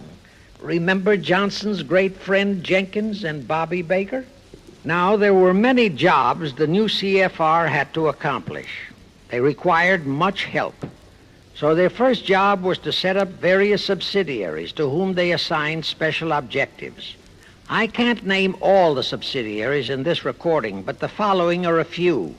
The Foreign Policy Association, FPA, the World Affairs Council, WAC, the Business Advisory Council, BAC, the notorious ADA, Americans for Democratic Action, virtually headed by Walter Reuther, the notorious 1313 in Chicago. Barry Goldwater was, and no doubt still is, a vice president of one of the CFR subsidiaries. In addition, the CFR set up special committees in every state in the Union, to whom they assigned the various local state operations. Simultaneously, the Rothschilds set up similar CFR-like control groups in England, France, Germany, and other nations to control world conditions and cooperate with CFR to bring about another world war. But the CFR's first and foremost job was to get complete control of our mass communications media. The control of the press was assigned to Rockefeller. Thus, Henry Luce, who recently died, was financed to set up a number of national magazines, among them Life, Time, Fortune, and others, which publish USSR in America. The Rockefellers also directly or indirectly financed the Cowles Brothers Look magazine and a chain of newspapers. They also financed a man named Sam Newhouse to buy up and build a chain of newspapers all over the country. And the late Eugene Meyer, one of the founders of CFR, bought the Washington Post, Newsweek, the weekly magazine, and other publications. At the same time, CFR began to develop and nurture a new breed of scurrilous columnists and editorial writers, such as Walter Lippmann, Drew Pearson, the Alsops, Herbert Matthews, Irwin Canham, and others of that ilk, who called themselves liberals, who proclaimed that Americanism is isolationism, that isolationism is warmongerism, that anti-communism is anti-Semitism and racism. All that took time, of course, but today our entire press, except for some local small-town papers and weeklies published by patriotic organizations, is completely controlled by CFR stooges, and thus they finally succeeded in breaking us up into a nation of quarreling, wrangling, squabbling, hating factions. Now, if you still wonder about the slanted news and outright lies you read in your paper, you have the answer. To the Lehmans, Goldman Sachs, Kuhn Loeb, and the Warburgs, the CFR assigned the job of getting control of the motion picture industry, Hollywood, radio and television, and believe you me, they succeeded. If you still wonder about the strange propaganda broadcasts by the Ed Murrows, Chet Huntley, Howard K. Smith, Eric Severide, Drew Pearson, and others of that ilk, you have the answer. If you wonder about all the smut, sex, pornography, and mixed marriage films you see in your movie theater and on your TV set, all of which is demoralizing our youth, you have the answer. The whole story of the CFR conspiracy takeover of our mass communications media is far too long to include in this recording, but you can find it in the News Bulletin number 125, entitled How to Get the Reds Out of Communications Media. It was published and brought up to date by the Cinema Educational Guild. It tells in detail how the press, the movies, TV, and radio have been, and still are, used to brainwash the people, to demoralize our youth, and they have been and still are encouraging and creating sympathy for the rioting Negro civil rights lawlessness. You can get a copy of this news bulletin by writing to the Cinema Educational Guild, Post Office Box 46205, Hollywood, California. Now, to refresh your memory, let's go back for a moment. Wilson's flop had torpedoed all chances of transforming that League of Nations into the conspirators' hoped-for one-world government housing. So the Jacob Schiff plot had to be done all over again, and they organized the CFR to do it. We also know how successfully the CFR did that job of brainwashing and destroying the unity of the American people. But as was the case with the shift plot, the climax and the creation of a new housing for their one world government required another world war, a war that would be even more horrible and more devastating than the First World War, in order to get the people of the world to again clamor for peace and a means to end all wars. But the CFR realized that the aftermath of World War II would have to be more carefully planned so that there would be no escape from the new one world trap, another League of Nations that would emerge from the new war, the trap we now know as the United Nations. And they hit upon a perfect strategy to ensure that no escape. Here's how they did it.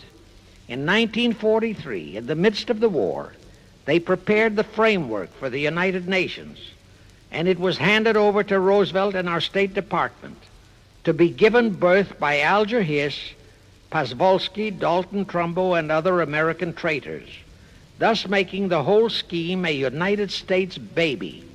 Then to fix our parenthood, New York City was to become the nursery for the monstrosity. After that, we could hardly walk out on our own baby, now could we? Anyway, that's how the conspirators figured it would work, and so far it has. And the liberal Rockefeller donated the land for the United Nations building. The United Nations Charter was written by Alger Hiss, Pasvolsky, Dalton Trumbo, and other CFR stooges. A phony so-called UN conference was set up in San Francisco in 1945.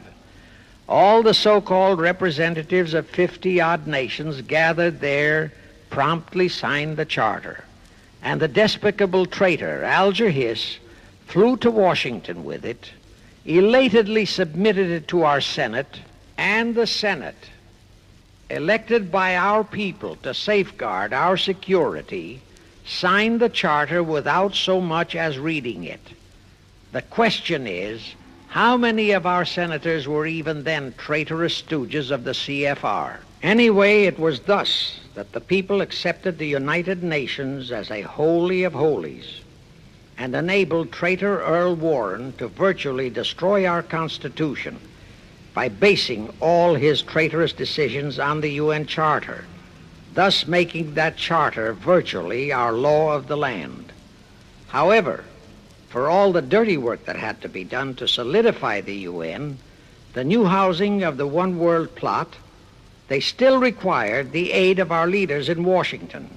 So now I will emphasize the fiendish cleverness of the CFR masterminds. To the vast majority of the American people, our foreign policy for many years has been a complete enigma. Most of us simply can't understand why this great nation is seemingly floundering so helplessly in the art of diplomacy. We can't understand why our leaders are seemingly so confused and bewildered in all their dealings with Moscow, France, and other nations, and with the UN. We always hear them proclaiming that in view of our overwhelming economic and military superiority, we must always lead from strength. Yet at all the summit meetings and conferences, they cringe and stammer and stutter, and so to speak, come out with their tails between their hind legs. We can't understand the foreign aid to Tito, an avowed enemy, to Poland, an avowed enemy, to all the avowed communist nations. We can't understand why the expenditure of hundreds of billions of dollars has failed to slow down, let alone stop, the march of communism.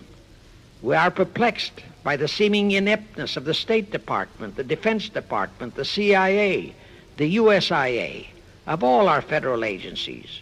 Again and again and again we have been startled, shocked, bewildered, and horrified by their mistakes in Berlin, in Korea, in Laos, in Katanga, in Cuba, in Vietnam. Mistakes that always favor the enemy, never the United States. Under the law of averages, they should have made at least one or two mistakes in our favor, but they never did. What's the answer?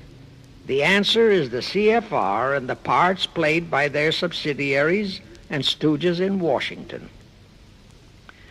Thus we know that complete control of our foreign relation policy is the key to the success of the entire Illuminati One World plot. Here is the further proof. Earlier I fully established that Schiff and his gang had financed the Lenin-Trotsky-Stalin takeover of Russia and fashioned its communist regime into becoming their chief instrument to keep the world in turmoil and to finally terrorize all of us into seeking peace in a UN One World government. But the conspirators knew that the Moscow gang could not become such an instrument until and unless the whole world would accept the communist regime as the legitimate, de jure government of Russia. Only one thing could accomplish that: recognition by the United States. The conspirators figured that the whole world would follow our lead, and that's when the Wilson flop very nearly wrecked the entire plot.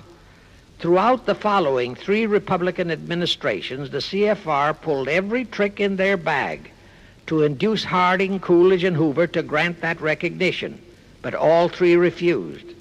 As a result, in the late 1920s, the Stalin regime was in dire straits.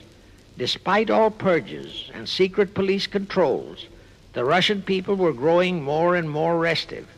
It is a matter of record, admitted by Litvinov, that during 1931 and 1932, Stalin and his whole gang were always packed and ready for instant flight. Then in November 1932, the conspirators achieved their greatest coup. They landed Franklin Roosevelt in the White House. Crafty, unscrupulous, utterly without conscience, that charlatan traitor turned the trick for them. Without even asking consent of Congress, he unlawfully proclaimed recognition for the Stalin regime. That did it. And exactly as the conspirators figured, the whole world did follow our lead. Automatically, that squelched the previously growing resistance movement of the Russian people. That automatically launched the greatest menace the civilized world has ever known. The rest is too well known to need repeating. We know how Roosevelt and his traitorous State Department kept building up the communist menace right here in our own country, and thus throughout the world. We know how he perpetrated that Pearl Harbor atrocity for his excuse to hurl us into World War II. We know all about his secret meetings with Stalin at Yalta and how he, with Eisenhower's help, delivered the Balkans and Berlin to Moscow. And last, but by no means least, we know that 20th century Benedict Arnold not only dragged us into that new corridor, the United Nations, into one world government, but actually schemed all the arrangements to plant it within our country. In short, the day that Roosevelt entered the White House, the CFR conspirators regained full control of our foreign relations machinery and firmly established the United Nations as the housing for the Illuminati One World government. I wish to stress one other very vital point. That Wilson League of Nations flop brought Schiff and his gang to the realization that control of just the Democratic Party was not enough. True, they could create a crisis during the Republican administration, as they did in 1929 with their Federal Reserve manufactured crash and depression, which would bring another Democrat stooge back into the White House. But they realized that a 4-year disruption in their control of our foreign relation policies could play havoc with the progress of their conspiracy. It could even break up their entire strategy, as it almost did before Roosevelt saved it with his recognition of the Stalin regime. Thereupon, after that Wilson debacle, they began to formulate plans to achieve control of both of our national parties. But that posed a problem for them. Manpower, stooges in the Republican Party, also added manpower for the Democratic Party, because control of just the man in the White House would not be enough. They'd have to provide that man with trained stooges for his entire cabinet, men to head the State Department, the Treasury Department, the Pentagon, the CIA, the USIA, etc. In short, every member of the various cabinets would have to be a chosen tool of the CFR, such as Rusk and McNamara, also all undersecretaries and assistant secretaries. That would give the conspirators absolute control of all our policies, both domestic and, most important, foreign. That course of action would require a reserve pool of trained stooges, instantaneously ready for administrative changes and for all other exigencies. All such stooges would of necessity have to be men of national reputation, high in the esteem of the people, but they would have to be men without honor, without scruple, without conscience, men who would be vulnerable to blackmail. It is needless for me to stress how well the CFR succeeded. The immortal Joe McCarthy fully revealed that there are thousands of such security risks in all federal agencies. Scott McCloud unmasked thousands more, and you know the price Otepka has had to pay and is still paying for his expositions before a Senate committee of the traitors in the State Department. And you know that the men in the State Department who delivered Cuba to Castro have not only been shielded, but promoted. To the crux of the whole one-world government plot and the maneuvering necessary to create another League of Nations to house such a government. As I have already stated, the conspirators knew that only another world war was vital for the success of their plot. It would have to be such a horrifying world war that the peoples of the world would cry out for the creation of some kind of a world organization that could assure everlasting peace. But how could such a war be brought about? All the European nations were at peace. None had any quarrels with their neighboring nations. And certainly their tools in Moscow wouldn't dare to start a war. Even Stalin realized that it would mean the overthrow of his regime unless so-called patriotism would weld the Russian people behind him. But the conspirators had to have a war. They had to find or create some kind of an incident to launch it. And they found it in a little inconspicuous and repulsive little man who called himself Adolf Hitler. Hitler, an impecunious Austrian house painter, had been a corporal in the German army. He made the defeat of Germany into a personal grievance. He began to rabble-rouse about it in the Munich, Germany area. He began to spout about restoring the greatness of the German Empire and the might of the German soldiery. He advocated the restoration of the old German military to be used to conquer the whole world. Strangely enough, Hitler, the little clown that he was, could deliver a rabble-rousing speech, and he did have a certain kind of magnetism. But the new authorities in Germany didn't want any more wars, and they promptly threw the obnoxious Austrian house painter into a prison cell. Aha! Here was the man, decided the conspirators, who, properly directed and financed, could be the key to another world war.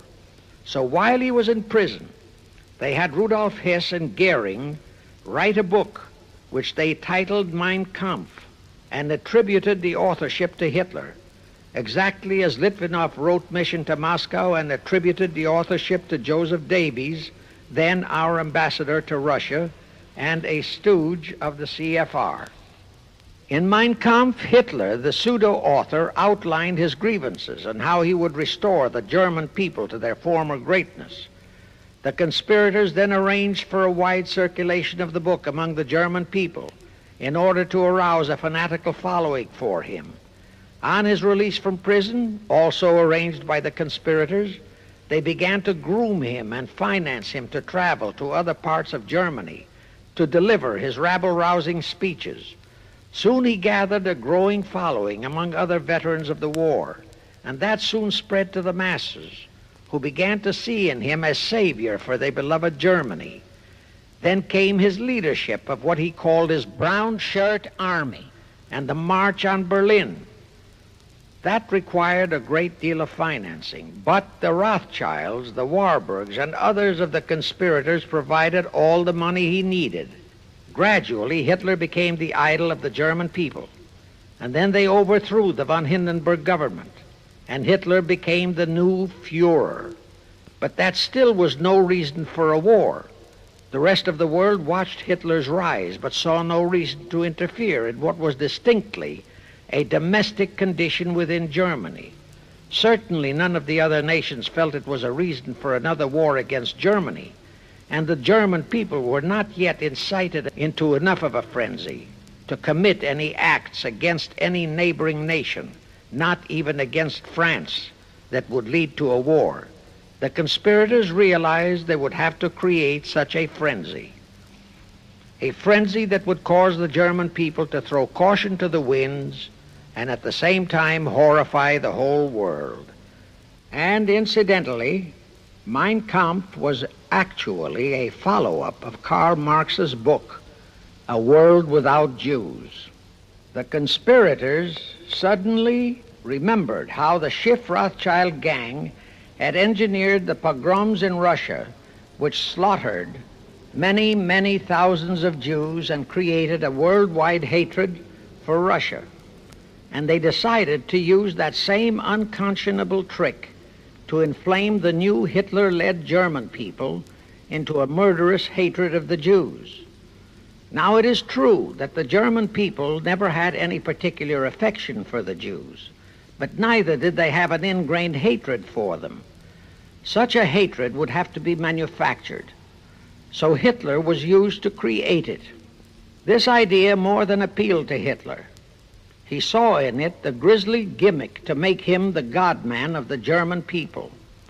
Thus, craftily inspired and coached by his financial advisors, the Warburgs, Rothschilds, and all the Illuminati masterminds, he blamed the Jews for the hated Versailles Treaty and for the financial ruination that followed the war. The rest is history. We know all about the Hitler concentration camps and the incineration of hundreds of thousands of Jews, not the 6 million, nor even the 600,000 claimed by the conspirators, but it was enough. And here let me reiterate how little the internationalist bankers, the Rothschilds, Schiffs, Lehmans, Warburgs, Baruchs, care about their racial brethren who were the victims of their nefarious schemes.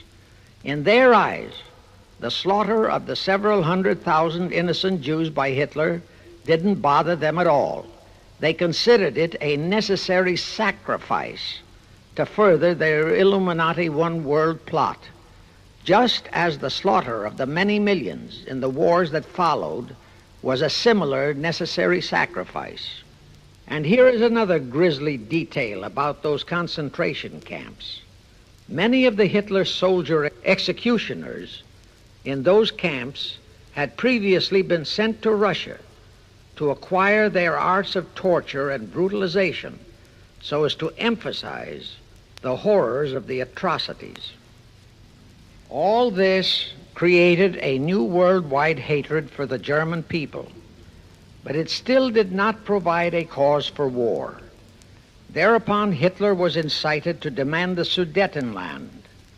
You remember how Chamberlain and the then diplomats of Czechoslovakia and France surrendered to that demand. That led to further Hitlerian demands for territories in Poland and in the French Saar territories. Those demands were rejected. Then came his pact with Stalin. Hitler had been screaming hatred against communism. Oh, how he ranted against communism. But actually, Nazism was nothing but socialism, and communism is, in fact, socialism. But Hitler disregarded all that. He entered into a pact with Stalin to attack and divide Poland between them. While Stalin marched into one part of Poland, for which he was never blamed, the Illuminati mastermind saw to that. Hitler launched a blitzkrieg on Poland from his side. The conspirators finally had their new world war, and what a horrible war it was. And in 1945, the conspirators finally achieved the United Nations, their new housing for their one world government. And truly amazing, all of the American people hailed this foul outfit as a holy of holies, even after all the true facts about how the UN was created were revealed. The American people continued to worship that evil outfit. Even after Alger Hiss was unmasked as a Soviet spy and traitor, the American people continued to believe in the UN. Even after I had publicly revealed the secret agreement between Hiss and Molotov that a Russian would always be the head of the military secretariat, and by that token, the real master of the UN, most of the American people continued to believe that the UN could do no wrong. Even after Trygve Lie, the first Secretary General of the UN, confirmed that Hiss-Molotov secret agreement in his book For the Cause of Peace, the vast majority of our people refused to lose faith in the UN.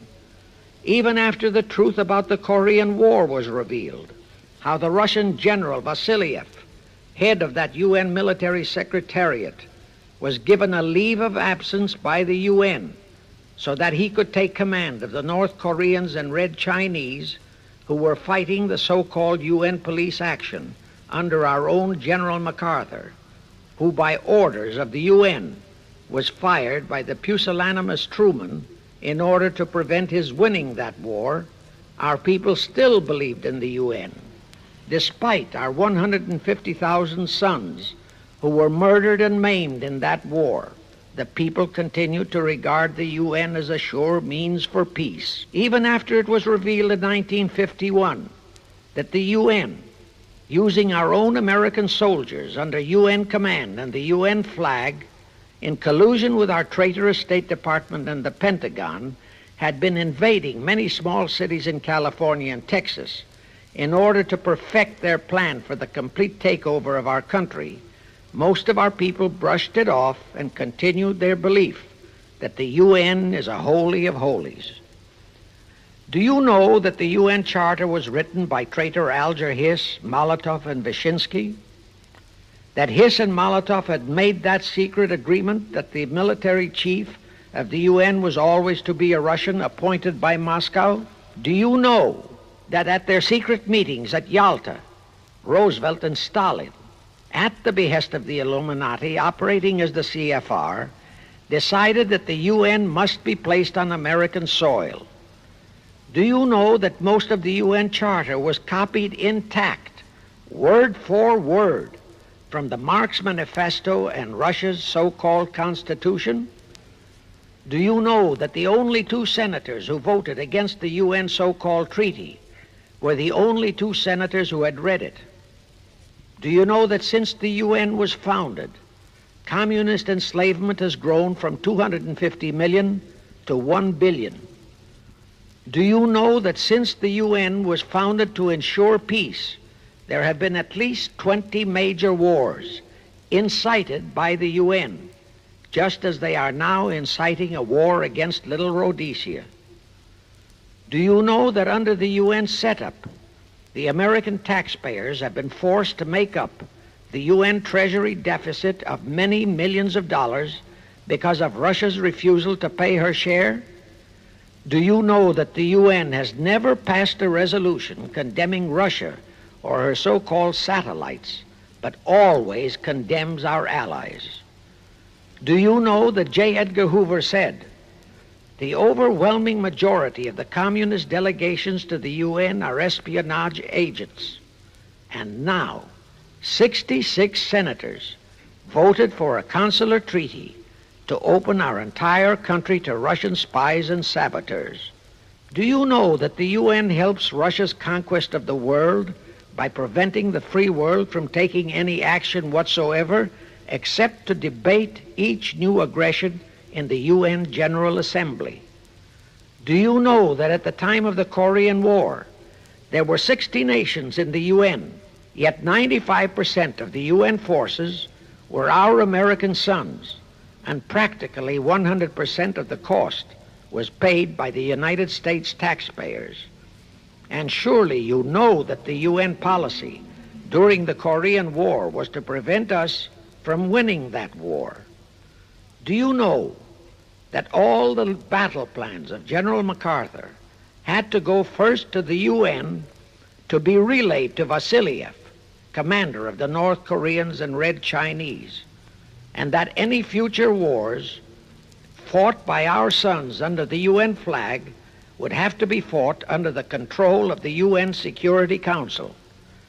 Do you know that the UN has never done anything about the 80,000 Russian Mongolian troops that occupy Hungary? Where was the UN when the Hungarian freedom fighters were slaughtered by the Russians? Do you know that the UN and its peace army turned the Congo over to the communists? Do you know that the UN's own so-called peace force was used to crush, rape, and kill the white anti-communists in Katanga? Do you know that the UN stood by and did nothing while Red China invaded Laos and Vietnam? That it did nothing while Nehru invaded Goa and other Portuguese territories? Do you know that the UN was directly responsible for aiding Castro? That it does absolutely nothing about the many thousands of Cuban youngsters who are shipped to Russia for communist indoctrination? Do you know that Adlai Stevenson, of all people, said the free world must expect to lose more and more decisions in the UN?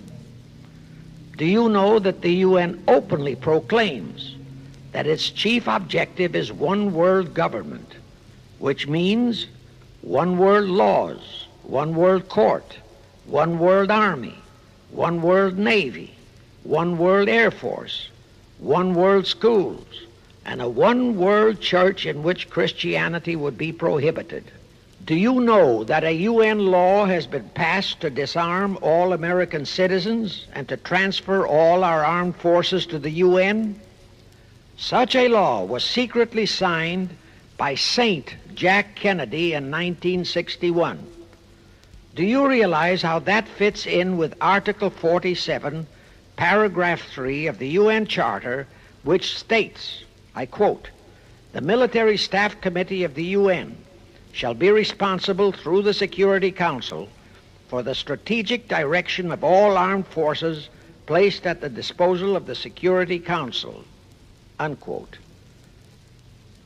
And when and if all our armed forces are transferred to the UN, your sons would be forced to serve and die under UN command all over the world. This will happen unless you fight to get the U.S. out of the UN. Do you know that Congressman James B. Utt has submitted a bill to get the U.S. out of the UN and a resolution to prevent our president from forcing us to support the UN embargoes on Rhodesia? Well, he has, and many people all over the country are writing to their representatives to support the Utt bill and resolution. And did you know that to offset the Utt bill and resolution, 50 congressmen, spearheaded by Schweiker and Moorhead of Pennsylvania, have introduced a bill to immediately transfer all our armed forces to the UN? Can you imagine such brazen treason? Is your congressman one of those 50 traitors? Find out and take immediate action against him and help Congressman Utt. Now, do you know that the National Council of Churches passed a resolution in San Francisco which states that the United States will soon have to subordinate its will to that of the UN, and that all American citizens must be prepared to accept it? Is your church a member of the National Council of Churches? In connection with that, bear in mind that God is never mentioned in the UN Charter, and their meetings are never opened with prayer. The creators of the UN stipulated in advance that there should be no mention of God or Jesus Christ in the UN Charter or in its UN headquarters. Does your pastor subscribe to that? Find out. Furthermore, do you know that the great majority of the so-called nations in the UN are anti-Christianity? That the UN is a completely godless organization by orders of its creators, the CFR Illuminati. Now, Have you heard enough of the truth about the Illuminati's United Nations? Do you want to leave your sons and our precious country to the unholy mercy of the Illuminati's United Nations? If you don't, write, telegraph, or phone your representatives and senators that they must support Congressman Utt's bill to get the U.S. out of the UN and the UN out of the U.S. Do it today, now, before you forget. It is the only salvation for your sons and for our country. Now I have one more vital message to deliver.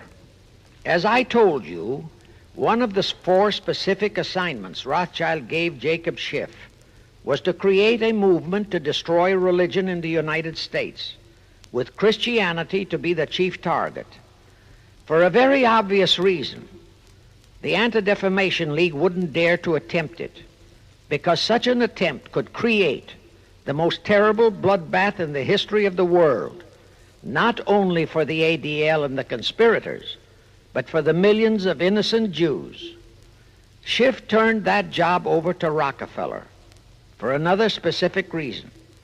The destruction of Christianity could be accomplished only by those who are entrusted to preserve it, by the pastors, the men of the cloth.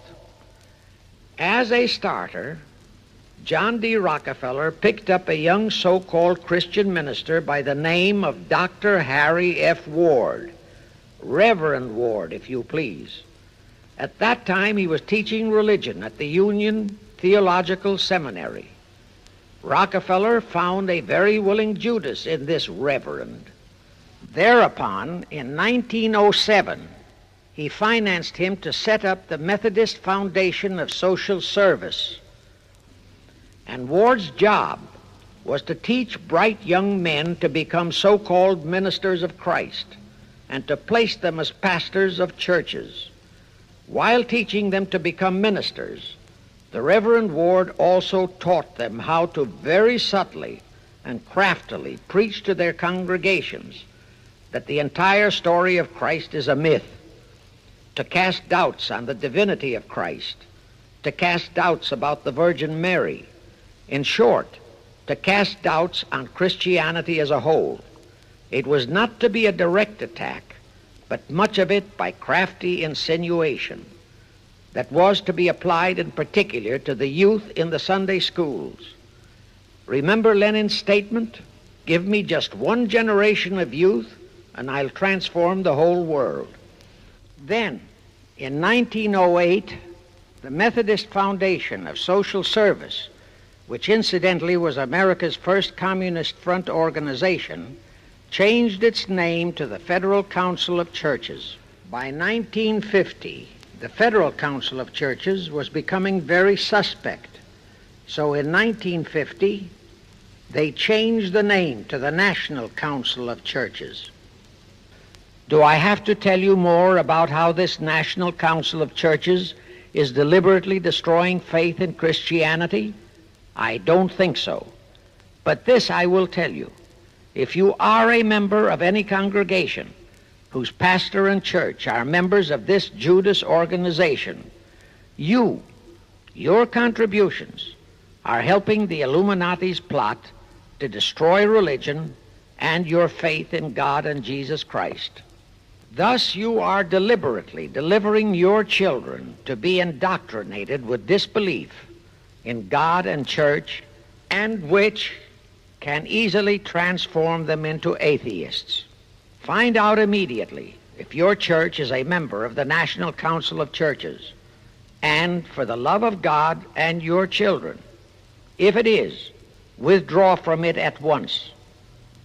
However, let me warn you, that same destroy religion process has been infiltrated into other denominations.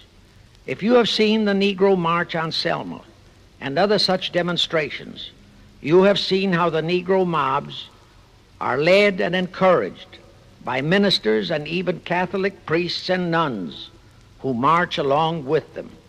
As a matter of fact, the Mormon Church is about the only one I know of that is clean of that kind of Judas infiltration. But of course, There are many individual churches and pastors who are honest and sincere. Find one such for yourself and for your children.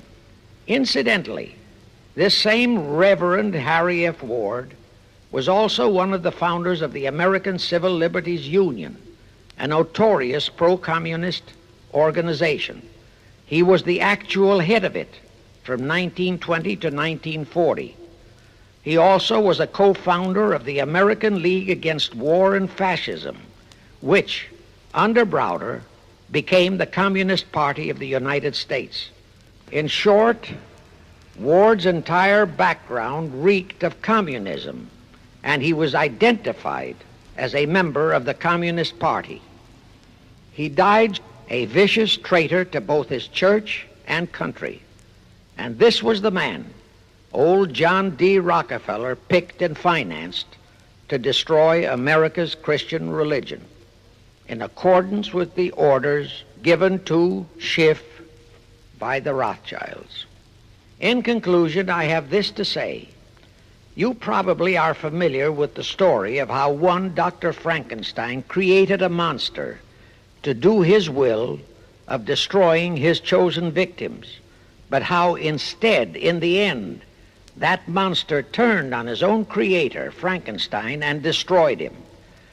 Well, the Illuminati, CFR, has created a monster called the United Nations, who, supported by their minority groups, rioting Negroes, the traitorous mass communications media, and the traitors in Washington, was created to destroy the American people.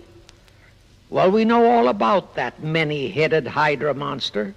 We know the names of those who created that monster. We know all their names. And I predict that one fine day the American people will come fully awake and cause that very monster to destroy its creator. True, the majority of our people are still being brainwashed, deceived, and deluded by our traitorous press, TV, and radio, and by our traitors in Washington. But surely, by now, enough is known about the UN to stamp that outfit as a deadly, poisonous rattlesnake in our midst. My only wonder is what it will take to awaken and arouse our people to the full truth. Perhaps this record will do it. 100,000 or 1,000,000 copies of this record can do it. I pray to God it will, and I pray to Him to inspire you, all of you, to spread this story via this record to all loyal Americans in your community. You can do it by playing it to study groups assembled in your homes, at meetings of the American Legion, the VFW, the DAR, all other civic groups and women's clubs, especially the women's clubs who have their sons' lives at stake. With this record, I have provided you with the weapon that will destroy the monster. For the love of God, of our country, and of your children, use it. Get a copy of it into every American home.